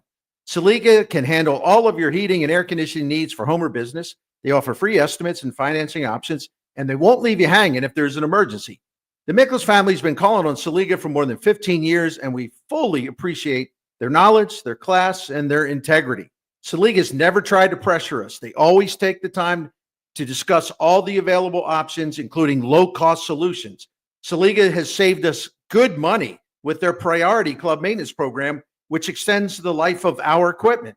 Members receive priority service and the peace of mind in knowing their home will be safe and comfortable during all 4 seasons. The Miklasz family truly values Saliga Heating and Cooling, and you will too. For more information, call Saliga at 314-481-7333 or visit SaligaHeatingandCooling.com. Concerned about where your retirement is heading? Is it on track to meet your needs and goals? Are taxes and inflation a constant worry? Well, you can join Jerry Means for What Retirement Means to You, powered by Means Financial Group, and find out how their team can help guide you to that retirement you've always dreamed of. Tune into What Retirement Means to You with Jerry Means, Saturdays at 3 on KMOX, the voice of St. Louis. More details at meansfinancialgroup.com. Cards manager Ollie Marble joins the Gas House Gang every Tuesday at noon. Sponsored by Siteman Cancer Center on the voice of the Cardinals, 104.1 FM, KMOX. Building the relationship off the field is the most important thing for me right now, especially with every single individual. Obviously, every player's had an opportunity, even in the last 2 days, to express themselves. But they know also that it's a sport where we want to go out on the weekend and win. This team right now, I think, has a very, very strong depth chart behind it. There's a lot of quality, and it's made my job extremely hard. But that's what every coach in the world wants. They want to have a team and a squad of players that can compete for the chances, make my job really difficult. And again, I trust in the entire team. I trust in the entire squad. That is the current head coach of City SC, David Critchley, speaking yesterday at a press conference that we brought to you. We brought much of it to you on 104.1 FM KMOX after the dismissal of Olaf Melberg, which happened this week. And we knew something like that was going to go down just because there hasn't been a whole lot of success with the team this year, especially in the last couple of months, because they have not won a game, an MLS league game. They have not won in over 2 months. Wow. So to talk about it with us, Dale Schilly, the City SC Academy Director and analyst on Y98, joins the show. Good morning, Dale. Good morning, Chris. How are you? Doing okay. John Hancock is here. So I don't think any of us are surprised that this move happened. So when you heard about it and then heard about the promotion of Critchley, what are your thoughts now? Yeah, I think we all were wondering, when was this going to happen? By the way, last week we did say that we would get a new intro to the show instead of listening to Joey end the game. So we were prophetic in that regard. Yeah. It's it was, you kind of knew it was going to happen. You didn't know when. And then, when Critch got appointed, he's had successes with the teams that he's worked with, knowing that there wasn't an imminent replacement. Critch understands the philosophy of the club and where we're trying to head from a playing style perspective, and knows the players and has been around training and the staff and whatnot. So from that perspective, it's wasn't really surprised by the next step for Critch and for the club, and knowing that it buys some time for for leadership to look for for another replacement and then get Critch back into a position that's appropriate for his development as a coach. But great challenge for him. He's very knowledgeable, relationship based. He'll be good for the players, and hopefully he can get some things turned around and maybe make something more of the opportunity. So was it primarily a style of play, a dissatisfaction with the style of play that Melberg was producing that led to his dismissal? Yeah, I think results certainly have to be a part of it, just because of the nature of the business.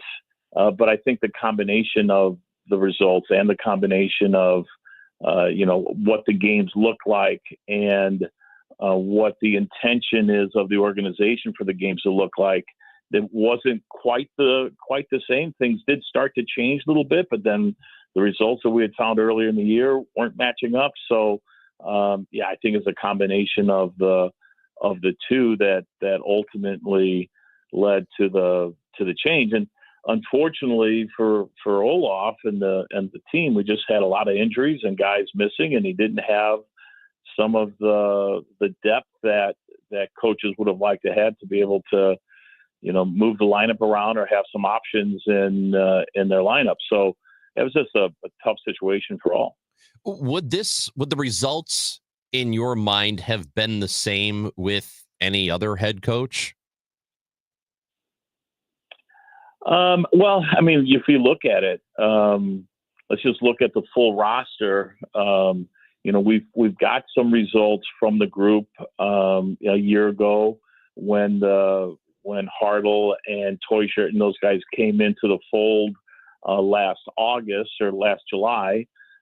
So we had gotten some results then, had a few wins, and we're right around the playoff line. So we've seen results different. We didn't have the number of injuries that we had currently, but we have seen this group get get to a point where they were playing at about the level of playoff soccer, albeit around the ninth spot, which is the last playoff spot. You'd like to see things go a little bit higher than that, but I do think that we can compete there, and we have demonstrated it. But with the injuries, we just couldn't get over the hump. So the goal, I assume, is still to try and push to get to a playoff spot. We're kind of buried right now in the standings.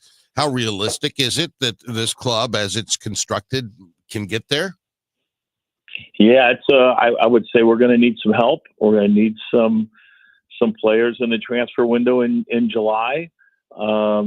Right now, we're 9 points out of the ninth spot, which is the play-in position. Teams 8 and 9 get a play-in to see who goes into the regular portion of the playoff.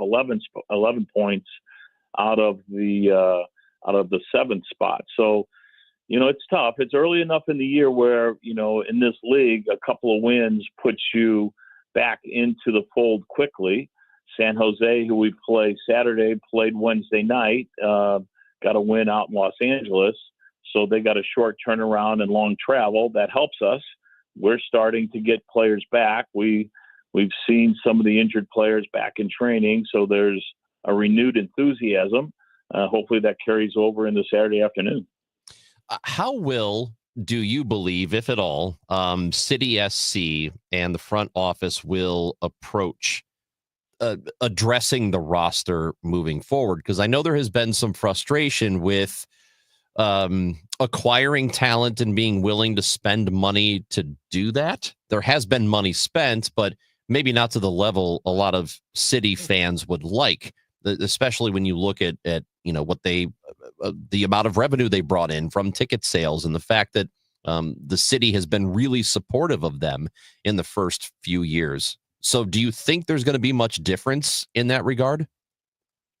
I would say I'm going to go back a few years. I think I've talked to Chris about this before, but one of the greatest moments for us was winning those first 5 games in year one. But it's also one of the more difficult and trying times as well, because what it did was it masked maybe some roster issues that we had that we didn't have to really look at. Those 5 wins propelled us through the Leagues Cup in the summer and then into the fall, where we finished first place in the conference. But we didn't have to take a hard look at the roster. What are the chances of us going year one and getting all the players right? The chances are minuscule, really small. But we didn't have to take a hard look and really take an honest appraisal of where everybody is, and then change the roster year 2 and then again in year 3. So I would say that I would think that ownership will look at the roster and how it should change going forward. But a lot of it not having to do with spending money, but more of it taking a realistic view of where we are in comparison from a talent perspective to teams in the rest of the league.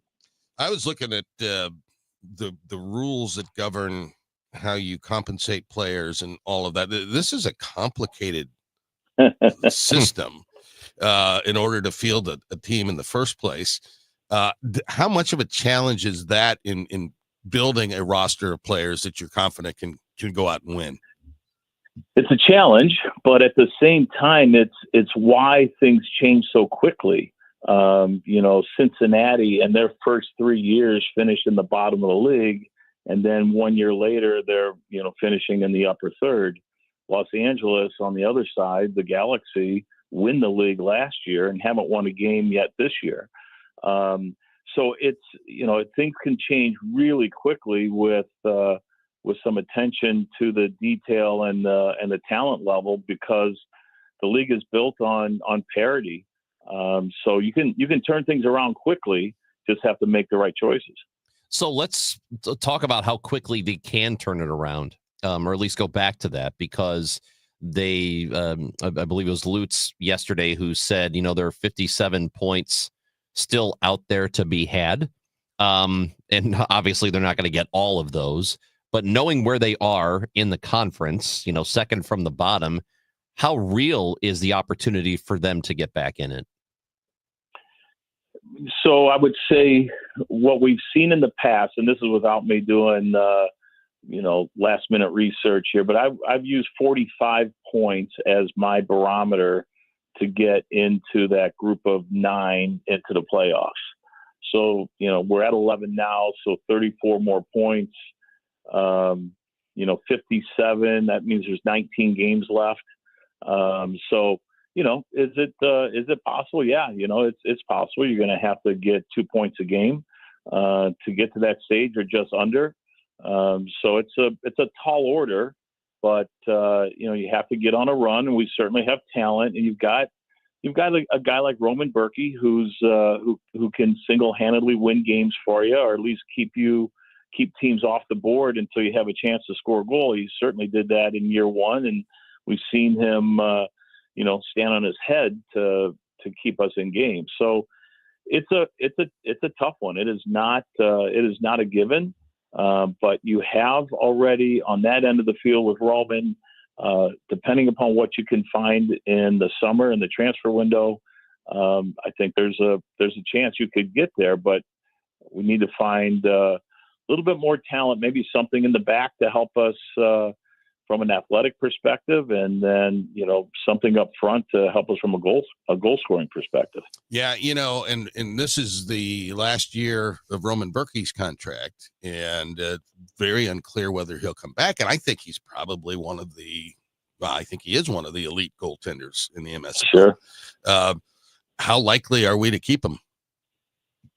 Well, I think that's that's the other part about this is while all this is going on, you also have to keep one eye on, next year. I know he likes his time here. He likes the community, likes St. Louis. But that's one of Lutz's, big decisions that he has to make is how does he keep Roman here, and extend the contract and keep him in the community. So that's another big question, but having an eye not only on what's going on in this current year, but how you're going to deal with the future. All right. So Dale Schilly, tomorrow afternoon, City SC hosting San Jose. You want to tell us about that one? San Jose has got some attacking players, 3 or 4 really good attacking players. They've scored 33 goals so far this year. They've given up quite a few, but they have the highest goal production of any team in the league. So should be an exciting one. They beat Los Angeles the other night, 1-0 out in LA. They'll come in here with a good attacking sense. We'll see how Critch is done with kind of re-energizing the guys and getting that bump.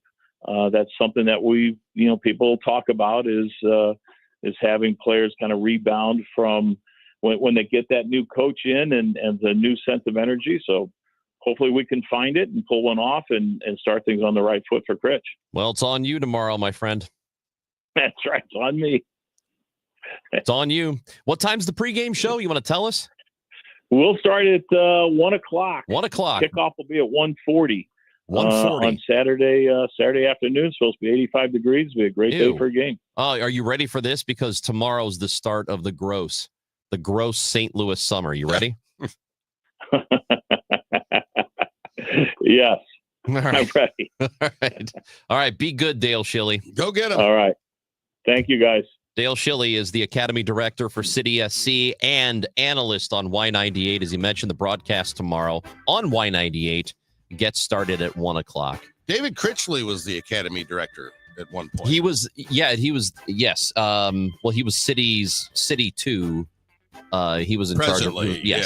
That's where he was. Right, but I think he started running the Academy. I hope he does well. Yeah. It'd be cool if they go on a run here. It would. Because they, Carolyn Kindle Betts said before the season, they have to make the playoffs this year, and they're not in good position right now. So we'll see how it goes. More than half the season is left to go. Tomorrow, 1 o'clock pregame show on Y98. City SC takes on San Jose. I'm looking at John Hancock. I'm Chris Ranji. This is the Chris and Amy Show on 104.1 FM, KMOX. Start your day with an edge. Total Information AM. It's like breakfast for your brain. I wake up, I turn on the news. I gotta listen 3 or 4 times every day. Debbie Monterey, Megan Lynch, Tom Ackerman. I like to wake up with the news. Total Information AM. It's where I get my news. Traffic conditions and potential weather that's coming. If it's gonna rain, I want to know. Total Information AM. Weekdays 5 to 9. I like to turn it on and just get caught up. Where I get my news. The news, weather, and traffic. On the voice of St. Louis, KMOX. Brought to you by Progressive Insurance. Progressive can help you protect your home, auto, boat, motorcycle, ATV, RV, and more. And if something wasn't mentioned that you had in mind, find out if it can be covered at progressive.com or 1-800-PROGRESSIVE, because it probably can be. Not available in all states. Rates vary. Building a financial safety net for your family can be tough. But with term life insurance through Ethos, you can have peace of mind that they can pay the mortgage and other bills if something happens to you. With coverage in as little as 10 minutes, all online, Ethos finds your best rate across our multiple trusted carriers. Some policies as low as $1 a day billed monthly. And even in uncertain times, your term life insurance rates and payout don't change. Get your free quote at ethos.com/life. That's ethos.com/life. I'm Ed Evans, CEO of Consumer Cellular. No, we're not one of the big guys. Truth is, we don't want to be. If you're over 50, Big Wireless probably has you paying for more data than you might need. You could be throwing away thousands over a lifetime. We're not here to be the biggest. We're here to bring you something we believe is better. Our plans start at just $20. You'll get the same fast nationwide coverage without the big wireless bill. Call 1-888-FREEDOM, visit consumercellular.com/facts or a store near you. Plans include $5 credit for auto pay and e-billing. See site for additional facts. For 57 years, Chesterfield Fence and Deck has been one of St. Louis's top names in home improvement because of their commitment to put quality and professionalism first in everything they do. This is Debbie Monterey, and I can tell you from personal experience that they will give you the best and longest lasting outdoor products available with skilled installation teams who carry out their mission to be the very best in customer service and quality craftsmanship. Whether you're looking for fences, decks, sunrooms, screen room, patio, retaining wall, or more, Chesterfield Fence and Deck is a company that you can trust with your home. If you mention me, Debbie Monterey, they'll also offer you 48 months interest-free financing, which should go a long way. Go ahead and do your homework and call around and get bids, but you will find that you get the best value with Chesterfield Fence and Deck, the sign you have the very best. Visit them in the Chesterfield Valley or online now at chesterfieldfence.com. It's Chesterfield Fence and Deck, the sign you have the very best. Chris Ranji, Amy Marks Kors. The Chris and Amy Show on 104.1 FM, KMOX. Now, did you see this? With Chris and Amy. John? Yeah, buddy. How long do you think is the world record holder for the longest chain of gum wrappers in the world? Gum wrapper chain. So Yes. are we talking about the like Wrigley, the little Big foil? Red? Yeah, the just foil. yes. So you're making a chain out of the foil. I'm going to say that the world record of that is 2.7 miles. 2.7 miles. Well, you're off by about 20 miles. Whoa.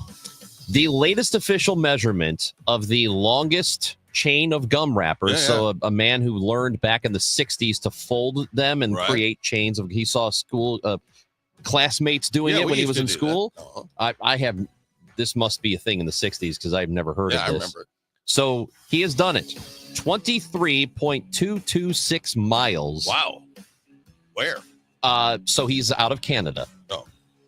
He's out of Canada. This is what we'll all be doing once AI takes all of our jobs. His name is Gary Dushel, and he's been doing this since the 60s. Wow. In fact, Wrigley, the company, gave him 5,000 wrappers at one point. He says he has now used nearly 3 million gum wrappers to make this chain, and he has spent 6 decades doing it. He says, as far as he knows, the second longest is 17,000 feet. There you go. Nobody's ever going to break this record. Nobody should ever want to. No, it will be an unbreakable record. There's no doubt. Wow. You spend time doing all that. I don't know. You think anybody will ever break Robert Wadlow's record? Was he 9 feet tall? Yeah, 8'11". The Alton Giant. Yes. We used to take field trips when I was in grade school to go see the statue. Yeah. I don't know if that's a record that will ever be broken. Well, I'm sure it will. And this time around, they could be in the NBA. Well, yeah. Well, he died at like 22 He or was something, young. didn't he? Yeah. He did not live a long life. No. It'd be hard to be almost 9 feet tall. I mean, no. Did you see that reality star Joe Exotic? You know who that is? The Tiger guy, right? The Tiger King. Yeah. That's right. So he's upset after President Trump pardoned the Chrisleys, Todd and Julie. Yeah. They had been in prison for fraud or Yes, whatever. they had. Tax evasion and fraud. Tax evasion and fraud. Well, he pardoned them. And his reasoning behind pardoning them was, quote, they didn't look like terrorists. At any rate, Tiger King Joe Exotic Maldonado is not happy. He's not happy that he has not been pardoned. Oh, the poor guy. He's wait, is he in jail? Yeah. Yes. He said he wrote on Twitter. Was he in jail when that thing came out during COVID? The show, I can't remember, but I Okay. think so. Oh, okay. Yeah, I think so. No, I don't know. Does anybody know? Doesn't matter. Anyway, he wrote on Twitter that Donald J. Trump, please restore freedom for Joe Exotic so he can go back to doing good in the world. And this was his daughter who actually wrote this on Twitter. He says, I guess being innocent is not enough in America.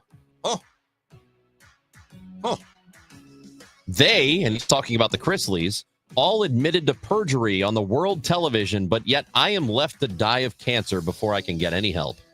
So Joe Exotic wants to be pardoned. Well, both of them had television. They were all television celebrities. The Chrisleys. I never watched that show, by the way. Chrisley knows best or whatever. Yeah. That stuff does nothing for me. Me either. Kardashians, that. None of Like, it. I don't want to watch you in Nope. your daily life. I agree. I got a daily life. I don't need to see your crap. Exactly. All right, here's one you're not going to like. Okay. A man in Thailand was left fighting for his life, John. Did you see this story? No. Okay. When an 11-foot python bit him in the yeah. Oh. The python was in his toilet. Oh. Wow. Yes. 38-year-old was ambushed by the massive snake. Can you imagine? In east of Bangkok. Did you is say where he 11 lives. feet long, this thing? 11-foot python. So he felt a sudden sharp pain and reached down, only to discover the python's jaws There it had was. clamped onto All it. right, okay. Yeah. What do you think of that? Yeah. Yeah, that's they said it was interesting. The python had been at the zoo, and they named him Monty.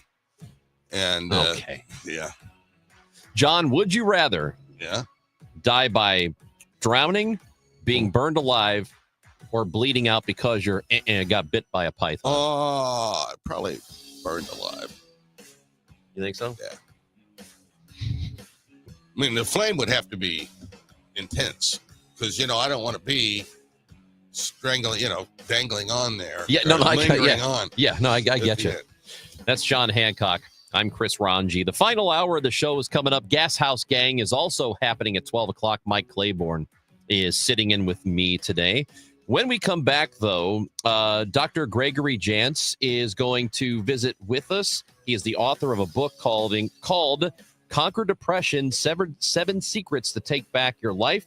And he's talking about the sandwich generation. So those are people who are caring for both their kids and their parents who are aging. It's interesting. So we're going to talk to Dr. Jantz when we come back on 104.1 FM KMOX. This is Tom Ackerman. McKelvey Homes, founded in 1898, gives $1,898 back to nonprofits for every home that they sell. 1898. And this time around, it's to Circle of Concern, a food pantry in Valley Park. Most recently, McKelvey Homes gave back to the Foster and Adoptive Care Coalition for the 28 homes that they sold in the first quarter of the year. McKelvey Homes, McKelveyHomes.com. I really need funding to expand my inventory. Swish Funding can help you expand inventory, upgrade equipment, and boost your cash flow. Well, okay, but I need funding fast. Swish Funding provides funding from $25,000 to $2 million with payment terms tailored to your needs and cash in your account in less than 24 hours. So what's the catch? No catch. If you've been in business for at least 1 year with monthly revenue of $50,000, you could qualify. Just go to swishfunding.com to apply. That's swishfunding.com. Lanny went to college and racked up huge debt. A little bit over $100,000. For a degree he couldn't use? Now what? I had a friend that went to my computer career. They even helped him get hired immediately after graduation. One of the things I love about IT is that you can work from anywhere you want. You could become an IT pro in just months, including cybersecurity and the basics of AI with zero experience at mycomputercareer.edu. It worked for me, and I know it can work for you. This is one student's experience. Individual results vary. The trusted voice of St. Louis. KMOX AM St. Louis. KMOX FM Hazelwood. Always live on the free Odyssey app. We've been here 30 years, 30 Christmases in this house, and we have the traditions that most families have. That's Terry talking about her experience with Rhino Shield ceramic coating. We did Rhino Shield 14 years ago, and the house still looks the same as the first day. Rhino Shield really worked with me to help me get just the right, nice, soft yellow, and it's 14 years later, and it's the same color. The main reason Terry called Rhino Shield is because it's backed by its 25-year transferable warranty. Just sounded wonderful that we could have the house coated with Rhino Shield and not have to worry about it again for 25 years. Take it from Terry. Give Rhino Shield a call now for a free evaluation. 877-25-RHINO. 877-25-RHINO. Or visit 877-25rhino.com. There have been neighbors that have come by and said, "Did you just have your house painted?" Because they wanted to know who the contractor was. And I said, "No, it's actually Rhino Shield." 877-25rhino.com. When it comes to baseball in St. Louis, there's one station that's all in. KMOX. At noon, it's the Gas House Gang. Let's talk some baseball. Smart, unfiltered conversation with real baseball minds. At 5, the Redbird Rush Hour delivers sharp insight, fresh takes, and the latest from inside the clubhouse. Now the pitch. And when it's game time, we bring you every single pitch, all season long. It's a gunner! Others talk sports. We live Cardinals baseball. 104.1 FM, KMOX. It is sunny and 69 degrees in downtown St. Louis. I'm Debbie Monterey. We're going to go ahead and run to Lee and Fair. Lee and Fair is just F-A-I-R, Fair? Yes. Okay. It's right there. It's right where the park is. Volunteers in Fairground Park getting instructions from Action STL team leaders as they fan out to knock on doors. Jill tells her team they're doing two things, telling residents about the food truck giving out free hot meals, and 2, tornado triage. We assess your need. If you're in need of something like tarps, hygiene supplies, cleaning supplies, water, any of those items, we make sure that we get it to you. If we're not here on the mobile truck, we make sure that we do have a service kind of similar to DoorDash that will get it to you in 4 to 6 hours. Jill says she's been working every single day since the Sunday after the tornado and that the need for volunteers is still great. You can sign up at actionstl.org. As a response to the deadly storm that struck a Metro East Amazon warehouse in December 2021, the Illinois legislature is sending a bill to the governor's desk called the Warehouse Tornado Preparedness Act.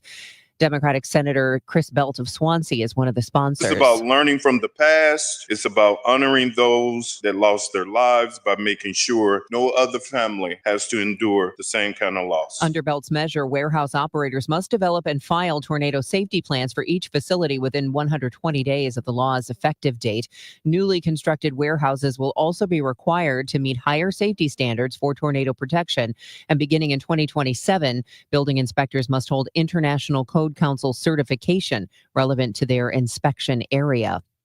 In a win for the Trump administration, the U.S. Supreme Court is allowing the White House to take away special migrant status for people from 4 countries, Afghanistan, Cuba, Haiti, and Venezuela, under what is known as parole by the Biden administration. It opens as many as 500,000 people in the U.S.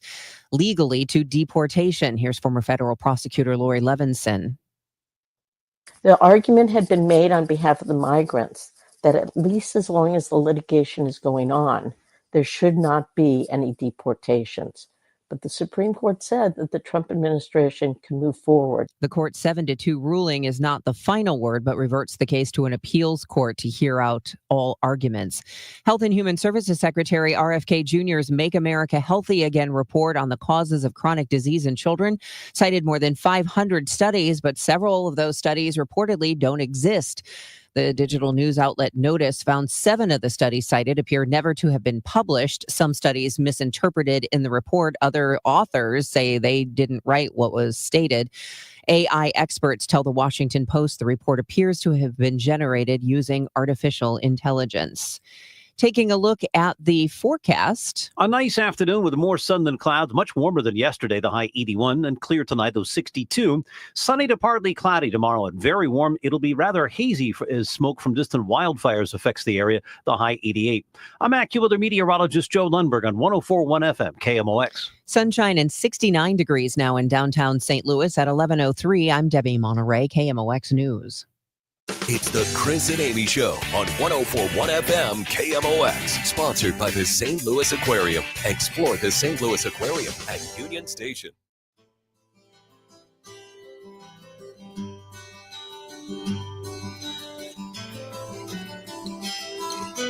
You know, on this show, every now and then, we talk about what it means to be a caregiver for somebody, you know, in your family, an older person, a parent, maybe even a grandparent, and how difficult of a job that is. But for a lot of people who are doing that, they are also raising kids, taking care of children. It is called the sandwich generation. To talk about that with us, Dr. Gregory Jantz is a psychologist and author of the book, Conquer Depression, 7 Secrets to Take Back Your Life. Dr. Jantz is with us on KMOX. We appreciate your time today. How are you?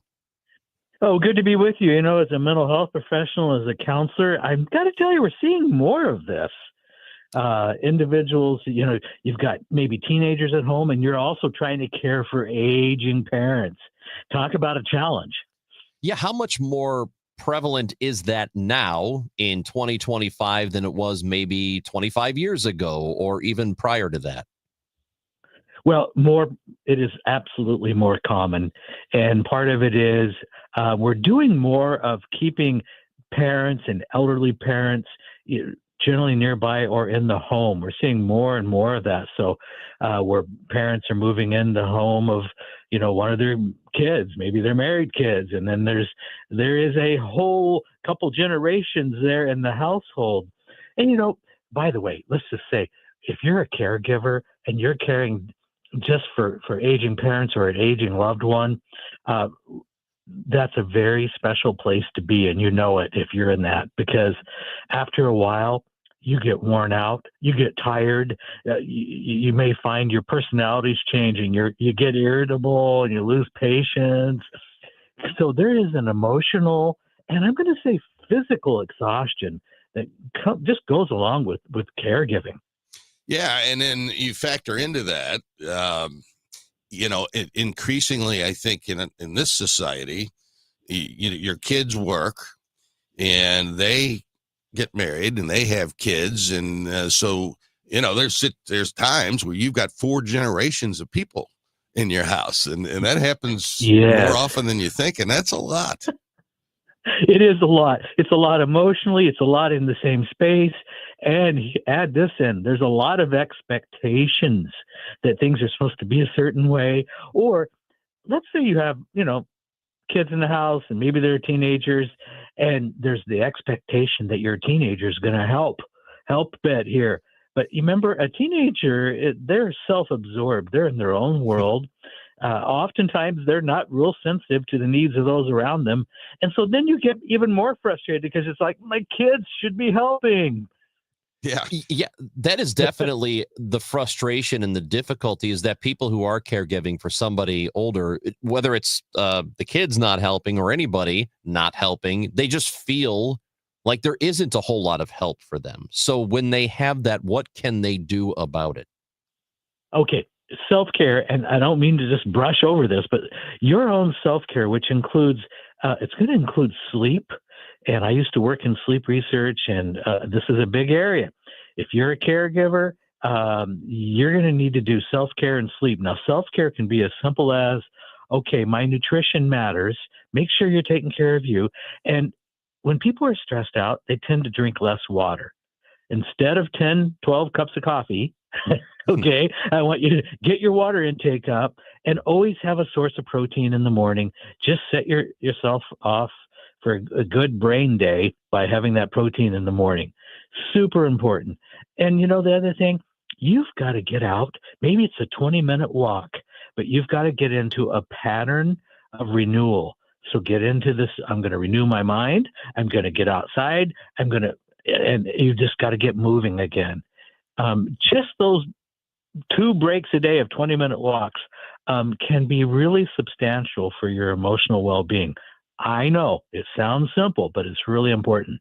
Yeah, and you talk about a lack of sleep. That's something that I have experienced as well, and I think we tend to dismiss the importance of getting a proper night's sleep because it makes a world of difference. It does for our mental and emotional well-being. We forget that. And if you have very disrupted sleep or not enough sleep, or you're suffering from insomnia, maybe you have sleep apnea where you stop breathing during the night, but there's disruptive sleep. I'm just going to say that really does have to be addressed because over time, if you're not cycling through those sleep cycles as you need to, you're going to begin to feel probably depression, probably anxiety, and it's going to go back and be related to just that disruptive sleep. That's really interesting. And you talk about the increasing phenomenon of parents moving in with their adult children. Yes, in some cultures, that's normal. The norm, right? Yeah. In some cultures, it is the norm. And it's like, okay, so what's the big deal? Because where we live, this is what you do. And so there's judgments about it. It hasn't been the norm in our culture. And, I'm faced with this right now. I've been in the helping professions 41 years, and I can tell you, I've seen a lot.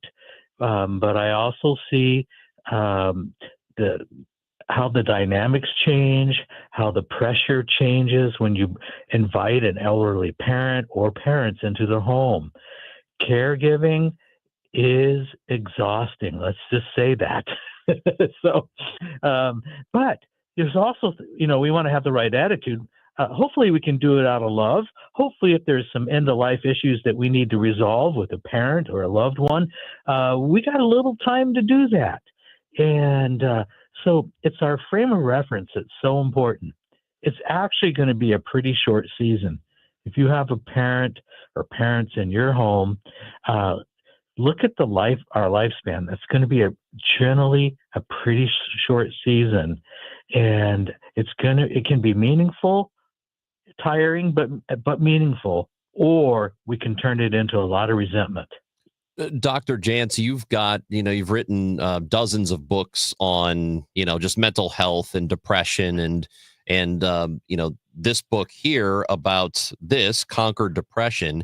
Is there something that people don't quite understand about it that maybe if they did, it could help them out in a really big way? Depression and anxiety are the most common issues in our country. Anxiety is the number one diagnosis. We work with clients from all over the country, and I have to tell you, anxiety and depression are huge, and people are suffering. And here's what I really believe we need to understand. There's hope, and hope comes when there's a plan. So sometimes we need help. Well, what's my plan? Do I have depression or anxiety is it physiological issues? Is it hormonal? Is it low thyroid? Is it brain chemistry? This is why that whole person approach that we do is so important, because you got to look, okay, there's more than one reason. Maybe I've lived a stressed out life here for a while and my body's feeling it. But there's also relationship stress, workplace stress. All that can create a lot of depression and anxiety. So we've got to have I'm going to say it, a whole person plan to cover every area of your life so that we can really have a true sense of hope and sustainable recovery. So let me ask you this. What is it specifically about grandchildren? I've got 2 young grandchildren now that are in town, and it just has opened my heart. And is that a thing? Psychologically? No, I love your question. This is so good. Yes, because there's something about loving grandkids, and it's different than your own kids. And there's something that's hard to articulate, but it's a precious care for our grandkids. But on the flip side, we may tend to really worry about them. We go, oh, look at the culture now, it's so different. And you may also have a difference in parenting than how your kids are parenting your grandkids. So, one word comes to mind: grace. There's got to give a lot of grace, and a lot of it depends on the age of the grandkids. But it is very special, and I think we want to enjoy and return them to their parents, and then repeat that cycle. Enjoy, but return. And we don't need to be in conflict over things that probably are not going to matter for the long run. His latest book is Conquer Depression, 7 Secrets to Take Back Your Life. Dr. Gregory Jantz, Jantz. Just look him up because he's written dozens of books on depression and mental health, and you should learn more about him. Dr. Jantz, thank you for being with us. Hey, good to be with you today. Thank you.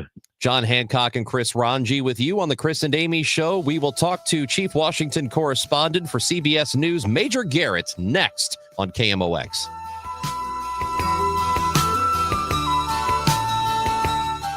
I'm Tom Ackerman with this month's Siteman Cancer Center Spotlight. We are joined by Dr. Albert Kim. We're using not only molecules, but also machines to confront brain tumors. We have things like laser, which sounds a little science fiction, but lasers can be used to kill tumors. And we can use non-invasive surgeries. It's called focused ultrasound. Thanks to Siteman Cancer Center, national leaders in cancer. For more information, visit siteman.wustl.edu. Looking for the perfect townhome in St. Peters? Don't miss the display grand opening of the Towns at Linneman, Saturday, June 7th from 12 to 5 p.m. Tour our brand new decorated display, enjoy appetizers, and enter our prize giveaway. Visit us and discover luxury 2 to 3 bedroom townhomes with 2-car attached garages and unparalleled community amenities, including a pool house, dog park, and more. Plus, enjoy pre-construction pricing up to $25,000 off. Visit us just south of 364 west of Jung Station Road. For more details, visit LombardoHomes.com. I'm Ed Evans, CEO of Consumer Cellular. No, we're not one of the big guys. Truth is, we don't want to be. If you're over 50, Big Wireless probably has you paying for more data than you might need. You could be throwing away thousands over a lifetime. We're not here to be the biggest. We're here to bring you something we believe is better. Our plans start at just $20. You'll get the same fast nationwide coverage without the big wireless bill. Call 1-888-FREEDOM, visit consumercellular.com/fax or a store near you. Plans include $5 credit for auto pay and e-billing. See site for additional facts. Life insurance. Why are you putting it off? Can't afford it? Too much hassle? Think you don't need it? There's lots of excuses for putting off life insurance. But if you weren't there, who would pay the mortgage and other bills? With Ethos, you could be covered in 10 minutes and boom, family protected. Ethos, fast and easy online term life insurance. Up to $2 million in coverage with no medical exam. Some policies as low as $1 a day. Answer a few health questions and get your free quote at ethos.com/radio. That's ethos.com/radio. Welcome to Willie's Wings, home of the secret sauce. I'll take a dozen wings. Oh, by the way, I love that sauce. What's in it? Can't tell you. Why not? It's a secret. While many financial advisors claim to have the secret sauce, they don't. In fact, if their sauce is so good, why are they keeping it a secret? Steve All of the All Financial Group doesn't keep anything a secret. He knows there's much more to retirement planning than stocks, bonds, and mutual funds. He'll develop a strategy designed specifically for you. It's your own secret sauce for retirement. Call Steve today at 636-230-8824 for your personal portfolio x-ray. Call 636-230-8824 or online at yourmoneymattersstl.com. Fine, you want to know what's in the sauce? Absolutely. Tablespoon of paprika. Really? Investment advisory products and services made available through Impact Partnership Wealth, LLC, IPW, a registered investment advisor. Insurance and annuities offered through Steve All, NPN number 153-07419. 1120 AM, 1041 FM, and streaming on the Odyssey app. KMOX is with you, however you listen, wherever you listen. It's Major News with Major Garrett, our weekly conversation with CBS's chief Washington correspondent. He's also the host of The Takeout on CBS News 24/7. Major Garrett normally joins us on Thursday. We're talking to him on this Friday, however. Major, it is good to have you on the show today. How are you? I'm fine. How is everyone in St. Louis? We could not be better. It's getting warm today, if you like that kind of thing. So we're good. Well, it's summertime. It's about that time of season for that. It right? sure is. Right. We just had earlier today our good friend Michael Kelly, who was on the station here, who is also a good friend of one of your most recent guests on The Takeout, Chuck Rocha, who was really hoping to talk to you about that, but he couldn't be here. Oh well. I will tell everyone. So we have The Takeout on CBS News 24/7. As I let everyone know this week, as we were debuting the show, it is a hybrid program. It's a TV show that has to live within the harsh confines of structured, timed television. But we also do long-form interviews, as The Takeout always did. And when we run a portion of those interviews on the time-constricted TV show, we always run the full interview on the YouTube page. It's also on the podcast platform. So you can see our work in both forms. Things that have to live within the confines of TV, internet TV, just like broadcast TV. There are commercial breaks. You got to hit them and all that sort of stuff.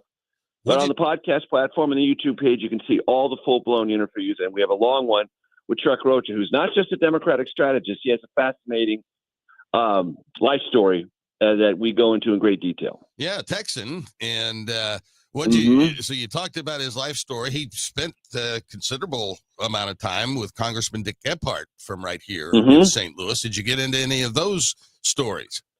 A little bit, but much more of his origin story. Growing up in East Texas, rural East Texas, raised primarily by his two grandparents. He had a single mother. They struggled financially very much. He was a laborer from a very early age at a tire factory in Tyler, Texas. Became a union shop steward. Rose in union leadership, got into a scrape financially because, as he admits, he fudged his expense accounts a little bit. Federal prosecutors got very aggressive on that. He had to plead guilty to malfeasance. Didn't serve any jail time, but he has a conviction on his record.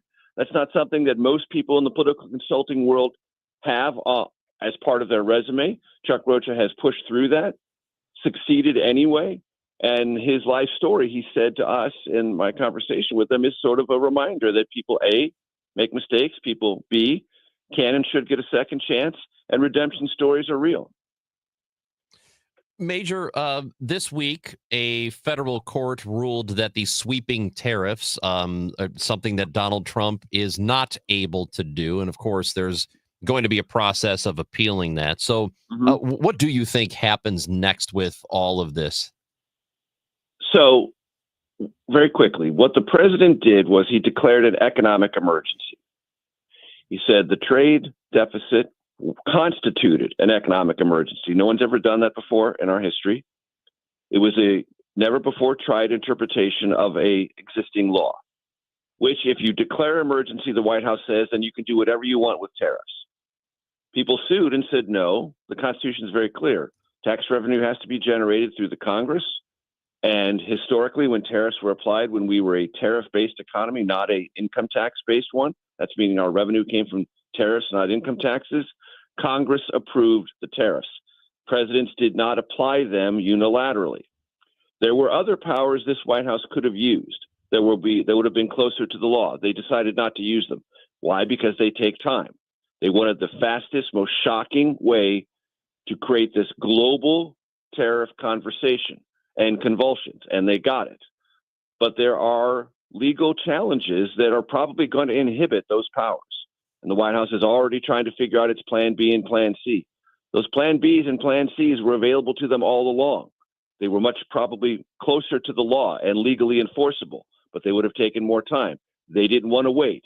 They wanted the shock and awe of reciprocal tariffs to every global trading partner, even islands near Australia that are not populated by anything other than penguins got the tariffs. And because of that speed, they may find themselves confronting some legal barriers. So there are avenues, I'm thinking specifically about national security, where the president does have that kind of authority. And where it's for a national security related industry, steel, right? Those are in. And there's a process by which you make that determination. The administration did that in its first term with steel and aluminum. That's a process that can go on. It just takes time. Sure. But these other things that were across the board, they declared the economic emergency and then said to themselves, now that we've declared the emergency, we now have these powers. Yeah. Again, that's never been tried before. That's why the courts are taking a very long look at it. And the administration is calling them reciprocal tariffs, but in fact, there are some of these countries that there were no tariffs in place, and we have now placed one on them, a 10%. Applied them, exactly. And there's other potential legal challenges because in doing this, declaring this national emergency, the president tore up a bunch of existing congressionally approved trade agreements with Canada, with Mexico, with Japan, with South Korea, again, stepping over authorities, at least shared historically by the executive branch and the legislative branch, now taken over entirely by the executive branch. And the Justice Department lawyers have said, well, you can't stop us now. We're in the middle of these negotiations. Well, were you correctly applying the law in starting all these negotiations? Well, if you weren't, it doesn't matter if they're pending. If you can't do them, you can't do them.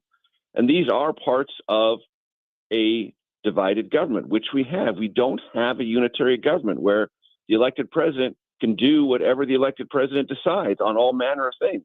There are components where the president does have latitude, but there are areas where he doesn't. And we will test those. And courts are constitutionally established to review on which line those applications of federal power, executive power, land.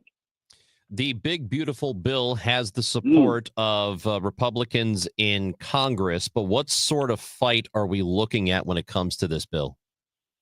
So, and you know, I would be hesitant to call it the big, beautiful bill because that's a marketing slogan, but they've actually applied the marketing slogan to the legislative language itself. That's its actual legislative name, believe it or not. So we all are sort of at some level duty bound to call it the big, beautiful bill because that's what it's actually called in Congress. It's going to pass. Trust me. These things always do. Always. I've been covering reconciliation bills, of which this is, since 1990. There is an inevitability to them. I can't tell you when, can't tell you what all the component parts are going to be, but it will pass. There's an aggressive timeline to get it done before July 4th. That seems doubtful, but not impossible. The Memorial Day deadline for the House passage seemed doubtful for a while, and it happened. So Republicans are in the traces on this. They want to get it locked in. The Senate's going to rewrite the bill, then the House would have to reconsider it. There are areas about Medicaid that are going to get a sharp look. There are things about whether or not there's going to be high deductions for state and local taxes for places like New Jersey, New York, and California. All those things are going to get a look at. There's a small number of Senate Republicans who want this bill to cut much more spending and to be much more deficit conscious than it currently is. But unless there are 4 of them who are prepared to defy the president and vote no and kill it, at least for the moment, those may just be rhetorical flourishes that don't change the bill all that much. We're going to find out in the next couple of weeks when the Senate starts grinding through this process who's real and who's not real in terms of raising objections sufficient to slow the bill's progress. If there's 4 who can do it, then this thing's going to take longer than the president wants. Before we let you go, Major Garrett, this plane from Qatar, however you pronounce that, Qatar.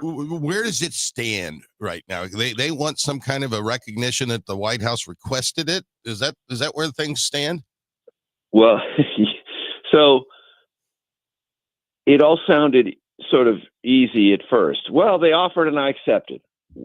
Okay, sure. They offered and you accepted. All right. If you're a transactional president, that sounds plausible. And there is a very definite transactional nature to Donald Trump. That's not a news flash. Everyone has seen it. It's baked into the cake of expectations about President Trump. But it's much more difficult than that. On what basis is it being gifted to the Air Force? How is the Pentagon receiving it? What are the obligations for retrofitting it? Who pays for that? Is there money available to retrofit this plane? Trust me, the 747 will have to be taken apart almost piece by piece, put back together with all sorts of other things that only an Air Force One flying office and fortress possesses. This gifted plane doesn't have any of that stuff. So it has to be taken apart entirely. Who pays for that? And then what happens after the service of this current president? He wants to take it to his library, his presidential library. On what basis? Is that a gift from the government, our government, to his presidential libraries? Is it a gift from the Qataris to the presidential library of Donald Trump? If it is, if it's a gift like that, there's something that stands between that. The Constitution, which says no prince, king, or nation can give a gift or an emolument to an occupier of a federal office.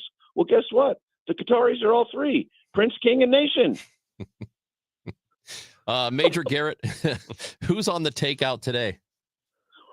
So we have a couple of things in the works. This show's developing. You know, we don't have a tentpole newsmaker guest like we had yesterday. We had Tom Homan, the immigration czar, and the New York Governor Kathy Hochul on the program yesterday. But we're going to go over a lot of the tariff stuff. We have Ed O'Keefe in Pittsburgh, where President's going to have a rally about U.S. steel staying in America, going to be owned by Nippon Steel of Japan. We don't know exactly all the details of that deal. Well, we do know that Trump was against it before he was for it. He's for it now. Talk about China and his sort of near hysterical sound bites from the president about where things stand in negotiations with China. Plus, we have a White House press conference with Elon Musk and the president. All that will be ground up and handled on the takeout tonight. And past episodes on CBSNews.com. You can watch the takeout there. Major Garrett, we will talk to you on Thursday. I look forward to it. Thanks. Major Garrett, Chief Washington Correspondent for CBS News, visiting with us. Again, CBSNews.com. If you missed the show, The Takeout with Tom Homan and Kathy Hochul, that was yesterday. So we recommend you do it. Major is fantastic and joins us normally every Tuesday at 10:30 on 104.1 FM KMOX. I am of the mindset that managers in baseball matter, but we overrate them. I believe Scott Miller, who contributes to the New York Times, he's an MLB reporter, I think he disagrees. We'll talk to him next on 104.1 FM KMOX. Not available in all states. Rates vary. Building a financial safety net for your family can be tough, but with term life insurance through Ethos, you can have peace of mind that they can pay the mortgage and other bills if something happens to you. With coverage in as little as 10 minutes, all online, Ethos finds your best rate across our multiple trusted carriers. Some policies as low as $1 a day billed monthly. And even in uncertain times, your term life insurance rates and payout don't change. Get your free quote at ethos.com/life. That's ethos.com/life. The success you've already had matters at University of Maryland Global Campus because we're a school for real life. An accredited state university, UMGC lets you earn up to 90 credits toward a bachelor's for prior learning, life, and work experience, or transfer up to 12 credits toward a master's. We offer affordable tuition and online and hybrid courses. No application fee if you apply by May 30th. Learn more at umgc.edu. Certified to operate in Virginia by Chev. This is Tom Ackerman for Ophthalmology Associates. You know, the doctors, or just the best doctors to see for your best vision in St. Louis. 314-966-5000, the doctors. They've treated more than 250 doctors. That's more than any other practice. Dr. Greg Birdie, Dr. Ranjan Malhotra, Dr. Robert Bersati, Dr. Andy Royer. 314-966-5000 is their phone number. 314-966-5000. Dr. Birdie, Dr. Malhotra are cornea surgeons and experts in diagnosis and treatment of diseases of the eye, dry eye, allergy eye, cataracts, macular degeneration, glaucoma, LASIK surgery. The Doctors of Ophthalmology Associates, experts. Call for an appointment today, 314-966-5000, or visit them online, youridoc.com, 12990 Manchester Road, quarter mile west of 270. 314-966-5000 or youridoc.com. Hey guys, Glover here with my friend Mark Cantor at Cantor Injury Law. So as you know, I'm a lawyer, so I take this very seriously. Mark is a great attorney. He has a great team. He is from St. Louis. He is local. Call 314-628-9999 or visit cantorinjurylaw.com. The choice of a lawyer is an important decision and should not be solely based on advertisements. We all hear the radio ads about the IRS. They tell you to be afraid, to be scared, and they try to frighten you into calling. I'm not here to do that. Tax Relief Advocates is different. TRA is here to tell you that if you owe money to the IRS, whether it's $5,000, $50,000, or $500,000, we have a solution. It doesn't matter if you're sitting in your car, at work, or with your kids. No matter where you are, call now. 800-575-6986. Don't lose hope. TRA can eliminate or reduce what you owe to the IRS. Generous programs are now available that can give you a fresh start. Our passion is taxes and helping individuals fix their IRS problems. We have over 1,000 5-star reviews on Google and an A+ with the Better Business Bureau. You don't need to be afraid of the IRS any longer. End your tax nightmare today by visiting us online at TRA.com or call 800-575-6986. That's 800-575-6986. Tax Relief Advocates. Real solutions for real people. We all have someone we love, like the favorite lyric in our favorite song. You can't imagine life without them. So tell them today, I love you. Get screened. It could help save their life.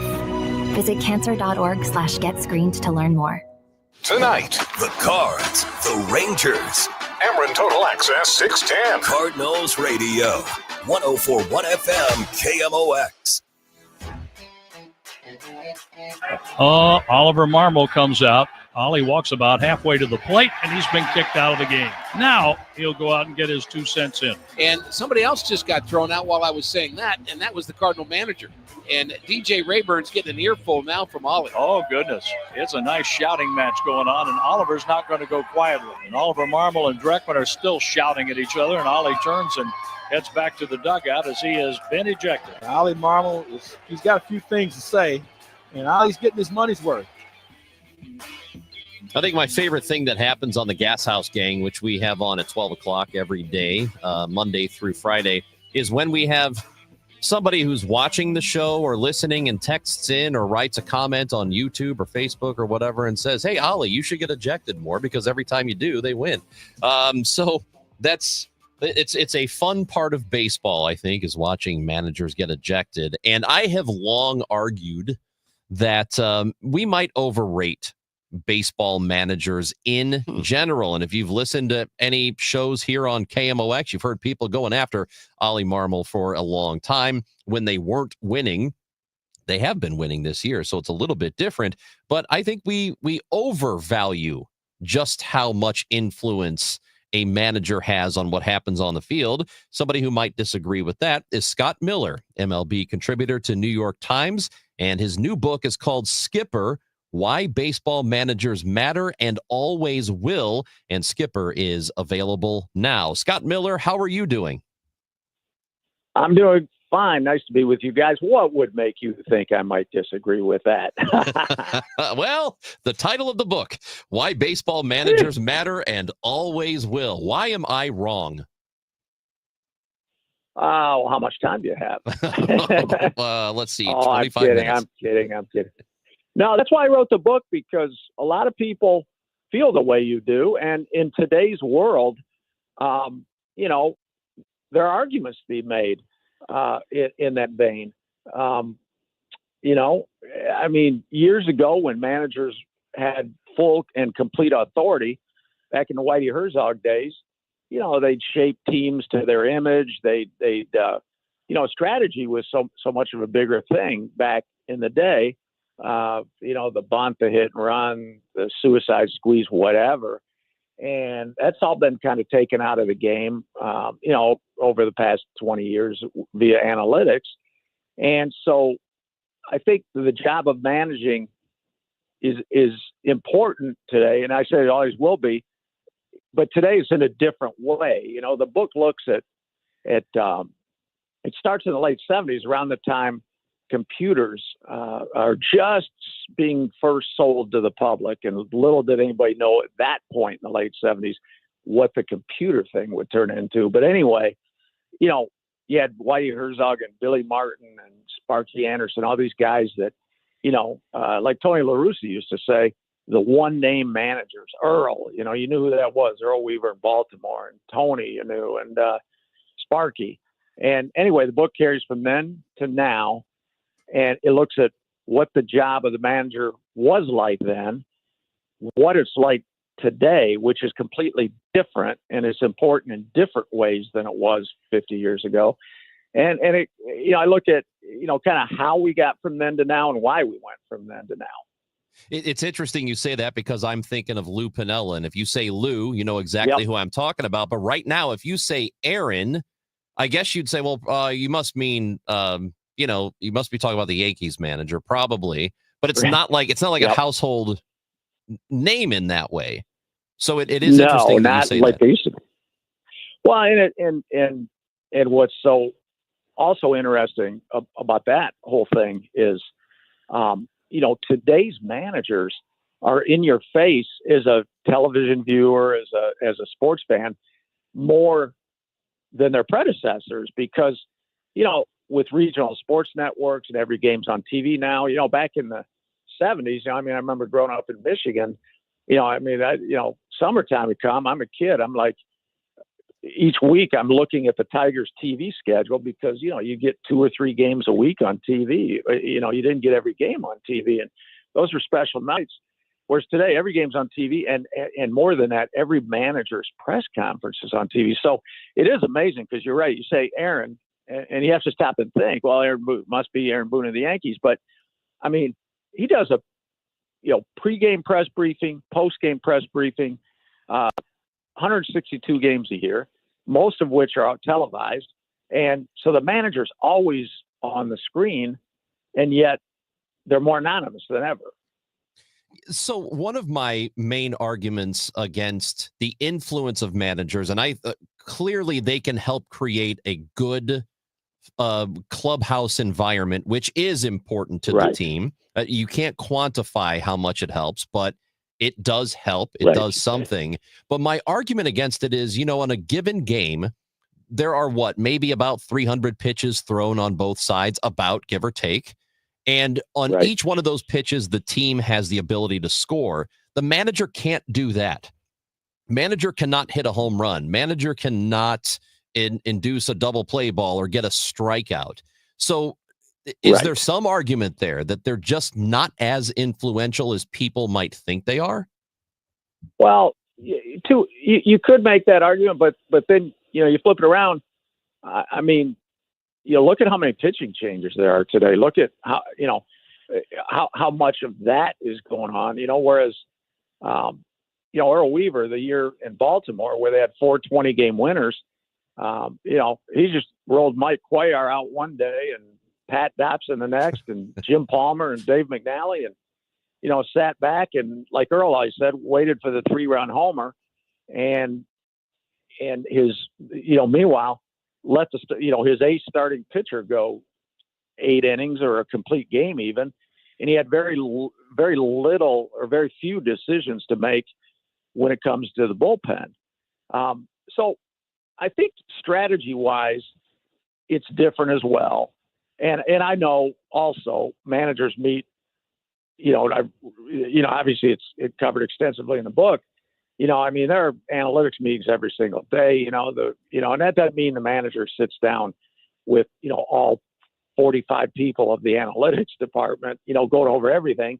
But, you know, 1 or 2 or 3 of those guys will pop in. They'll have a discussion. What about tonight's game? What are you thinking?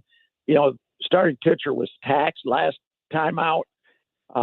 So this time, you know, we may have to go to the bullpen early. And if we do, okay, we got these options, and who do we want to use tonight? So it's more of a group think and a group decision. But that said, you know, the manager's still a guy in the dugout having to, you know, pull the strings. And like I say, I think strategy-wise, there's an importance today in a different way, as I just laid out. But, yeah, no doubt in today's world, clubhouse culture And that's where a manager really, makes his bones. I mean, look at, Dave Roberts. I spent 4 or 5 days shadowing, and there's a chapter devoted to him. And, what the Dodgers have done, I mean, him keeping those egos and everybody together and build, keeping such a great culture where everybody wants to come to work every day. I think you look at the last, handful of World Series winners, and there's a commonality there. Dodgers with Dave Roberts, Houston wins with Dusty Baker, Texas won with Bruce Bochy's first year. Atlanta won recently with Brian Snitker. You're seeing, kind of the combination of the old school guys that are still very effective and a newer school guy like a Roberts who is just a master at communication and building human relationships. And I think that you're right. I mean, Dave Roberts isn't going to, go out and order Ohtani to hit a 3-run homer. It helps that Ohtani's on the roster. Right. So that was where what I was gonna say is, like, yes, he does have to manage personalities, but also he's got Shohei Ohtani and Freddie Freeman and Mookie Betts and Teoscar Hernandez. He's got some of the best players in the world on his team right now. No doubt. And that's the other thing about, obviously managers have to have good players. I mean, you could be Connie Mack with last year's White Sox, and I don't think Connie Mack is going to look like a very good manager. So you're right. It's so hard to quantify. It's such an interesting topic, and it's so nebulous and hard to quantify that and that's what I think drives people nuts today too, because we've reached a point where we can quantify almost everything. And, managing is still something that's hard. I mean, you look back at a couple years ago when the Phillies, a couple things. This year, Colorado fires Bud Black, Pittsburgh fires Derek Shelton. Again, my Connie Mack example. I mean, those two teams, oh my God, especially the Rockies. I don't care if Bud Black or Sparky Anderson's managing that team. In that case, the manager isn't really going to make a difference. But you also can pull examples from recent past. A couple of years ago when the Phillies advanced to the World Series, remember they started the year with Joe Girardi as their manager, and they were not good. And Dave Dombrowski made the move in early June to fire Girardi and bring Rob Thompson in as manager.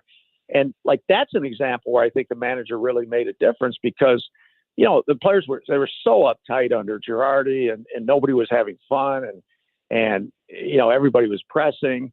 And the minute Rob Thompson came in, everything changed, and that was the right guy in the right place. And they ran all the way to the World Series that year.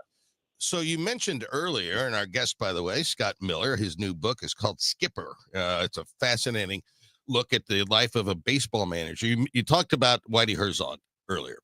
And the Cardinals built a team for the stadium, but they also built a team that played the kind of baseball, the brand of baseball that Whitey Herzog preferred. And he was the general manager as well at that time. That's very rare, if it ever anymore in baseball. How much control does the manager have over roster construction? Does it vary from team to team? It varies a little bit, but a lot less than they used to. Guys like Sparky and Tom Kelly in Minnesota and Whitey Herzog. I mean, they could call the shots and say, I want this guy, I don't want this guy. And chances are, the general manager was still responsible for roster construction, but in those days, the general manager would listen a lot more to the manager. Whereas today, again, because it's not just a general manager or president of baseball operations, it's a whole baseball operations department. And they've got the whole philosophy and the numbers and the analytics. And so today it's more the baseball operations department telling the manager, these are the players we like versus the old days. So that's definitely flipped. Lastly, here before we let you go, of course, we're following the National League Central race. What's going to happen here through 2 months? So, looking at this division, I think it's interesting with the Cardinals and the Cubs and the Reds, and I'm not quite sure what to think of the Brewers. And we know the Pirates are out of it. So, how do you see the National League Central? Yeah, I think it's going to be a classic. A lot of fun this summer. Classic National League Central scramble. I'm on the Cardinals bandwagon. I think, you reach Memorial Day weekend. That's traditionally been each summer one of the first kind of legitimate guideposts of the season. And I remember way back when I was covering the Twins, I learned Paul Molitor, the Hall of Famer. I asked him something early one year, and he said, it takes a couple months to get into the season and kind of figure out what team you have. And that's where we're at Memorial Day. And I think there's a lot of truth in that. I think the Cardinals obviously are figuring out they've got a way better team than at least outsiders expected. And internally, I think the way they play together, obviously Victor Scott, starting the season with him in center field was a master stroke, and the way Mason Wynn's playing the defense. I love the contact hitting too. I think that's more of a, you heard about Moneyball way back in the day, on base percentage, and the A's were able to take advantage of inefficiencies in the game. And the way analytics is, everybody wants the home run, home run, home run. I really think contact hitting is kind of the current inefficiency of the game.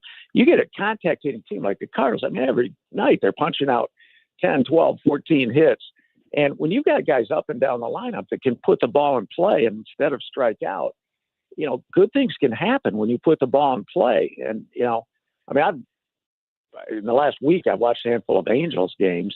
Not that the Cardinals played the Angels, but it seems like every time I turn the Angels on, it's like 5 minutes, the TV's on, and there's 2 errors I see them make. So if you put the ball in play, the other guys aren't necessarily going to catch it. Yeah. And, I think, the Cubs obviously off to a good start. I think Cardinals feel really good about themselves. The Brewers, like you said, we kind of expect them to be there in the end, but I don't see a lot of separation. I think it's going to be a lot of fun all summer long. Scott Miller, author of the new book, Skipper, Why Baseball Managers Matter and Always Will, writes for the New York Times. Love talking with Scott Miller, and we appreciate it again, my friend. Thank you for visiting with us. Always nice being with you guys. Take care. And speaking of Ohtani stuff, I see you got them coming to town, in about a week? Yeah, that'll be a lot of fun, too. Looking forward to that. Yeah. Thank you, Scott. Take care, guys. Thank you. Scott Miller with us. And John Hancock is leaving me. Bye, John. He's got stuff to do. He's going to go be on TV somewhere. Going to be on Fox 2. Is that where you're going? Yeah, I'm mad at you for leaving. John Hancock, thanks for sitting in this week. We will talk to you next week. I'm Chris Ranji. More to go here on 104.1 FM KMOX before the Gas House Gang at noon. Lifestyles Unlimited member Chad on the life-changing rewards of real estate investing. Whenever you have residents coming in thanking you for taking what was dull and drab and turning it around, making their lives better, that's definitely a blessing. Become a life changer today with Lifestyles Unlimited. Text the word radio to 88007. That's radio to 88007. Join for just $297. A 60% off savings. Lifestyles Unlimited. Text radio to 88007. Hey, it's Debbie Monterey, and now is a great time to be a home seller in the St. Louis market. Home values are up an average of 2.2% year over year, which means you can take advantage of high prices in a low inventory market. But you should act fast and start by talking to St. Louis's real estate expert, Gloria Liu, with Your Home Sold Guaranteed Realty. While the average realtor sells 4 to 5 homes a year, Gloria has sold nearly 400 homes in the last 2 years. Plus, Gloria sells faster and for more money. Gloria Liu is so confident she will guarantee to sell your home at a price acceptable to you, or Gloria will buy it herself. It may seem like a good idea to use a discount realtor or that friend who sells a few homes a year, but it could literally cost you thousands of dollars. Worse, your home may not even sell. My advice is to call Gloria Lou today at 314-325-6888, 314-325-6888, or find her online at gloriahasthebuyers.com. Gloria and seller must agree on price and possession date. It's not too late for a deep spring cleaning on your home. Give my friends at Zero Res a call today. Get 3 rooms of carpet clean for only $129. Take $75 off your air duct cleaning. Visit ZeroResSTL.com and tell them that Dave Glover sent you. Lanny went to college and racked up huge debt. A little bit over $100,000. For a degree he couldn't use? Now what? I had a friend that went to my computer career. They even helped him get hired immediately after graduation. One of the things I love about IT is that you can work from anywhere you want. You could become an IT pro in just months, including cybersecurity and the basics of AI with zero experience at mycomputercareer.edu. It worked for me, and I know it can work for you. This is one student's experience. Individual results vary. The success you've already had matters at University of Maryland Global Campus because we're a school for real life. An accredited state university, UMGC lets you earn up to 90 credits toward a bachelor's for prior learning, life, and work experience, or transfer up to 12 credits toward a master's. We offer affordable tuition and online and hybrid courses. No application fee if you apply by May 30th. Learn more at umgc.edu. Certified to operate in Virginia by Chev. Bernie Miklas here for Saliga Heating and Cooling, a Daikin comfort dealer. The Saliga family's been taking great care of St. Louis since 1927 and still have the best and most trustworthy customer service in town. Saliga can handle all of your heating and air conditioning needs for home or business. They offer free estimates and financing options, and they won't leave you hanging if there's an emergency. The Miklas family's been calling on Saliga for more than 15 years, and we fully appreciate their knowledge, their class, and their integrity. Saliga's never tried to pressure us. They always take the time to discuss all the available options, including low-cost solutions. Saliga has saved us good money with their Priority Club maintenance program, which extends the life of our equipment. Members receive priority service and the peace of mind in knowing their home will be safe and comfortable during all 4 seasons. The Miklas family truly values Saliga Heating and Cooling, and you will too. For more information, call Saliga at 314-481-7333 or visit SaligaHeatingandCooling.com. The Chris and Amy Show on 104.1 FM KMOX and the free Odyssey app. Oh my God. What is the matter with you, Matt Pajeski? Hey, and I was just about to, I wasn't going to brag or anything, but did you know that this show, this Chris and Amy show, is up for the St. Louis A-list, St. Louis Magazine A-list? I saw that. Yeah, and the great producer. In the arts and entertainment. Well, not anymore after you just screwed that up. Who's going to vote for us now? Just us. Apparently, this has been going on for a bit, and you can vote until June 16th every day. Go vote for us under the arts and entertainment section. I'll do the that. Chris and Amy show. What was it for news talk? Is it the talk show? Yeah, midday talk show. I don't think it's midday. It was like news talk show, I think. Okay. Something like that. Anyway, go vote for us. Because if we win, we can throw it in Steve's face when he complains about something. Oh, yeah, well, look at this, A-list.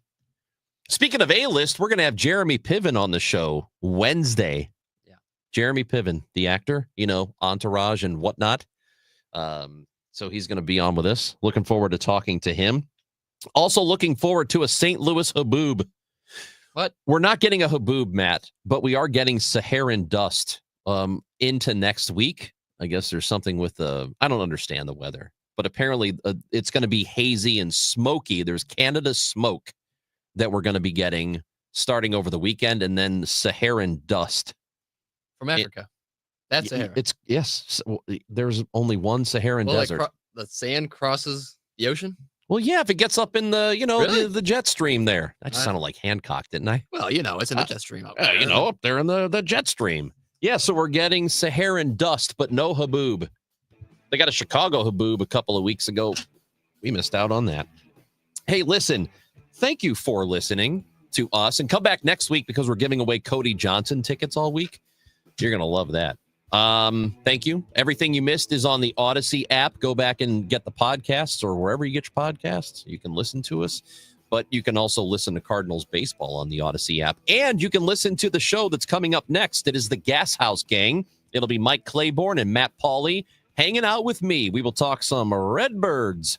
That is coming up next. Again, thank you for listening. Back with you Monday at 9, but it's the Gas House Gang next on 104.1 FM KMOX. I encourage people to go to Axios and read this article. I encourage It was people shocking. to be faithful to their spouse. Okay, well, of course. This is a special notice to all U.S. taxpayers.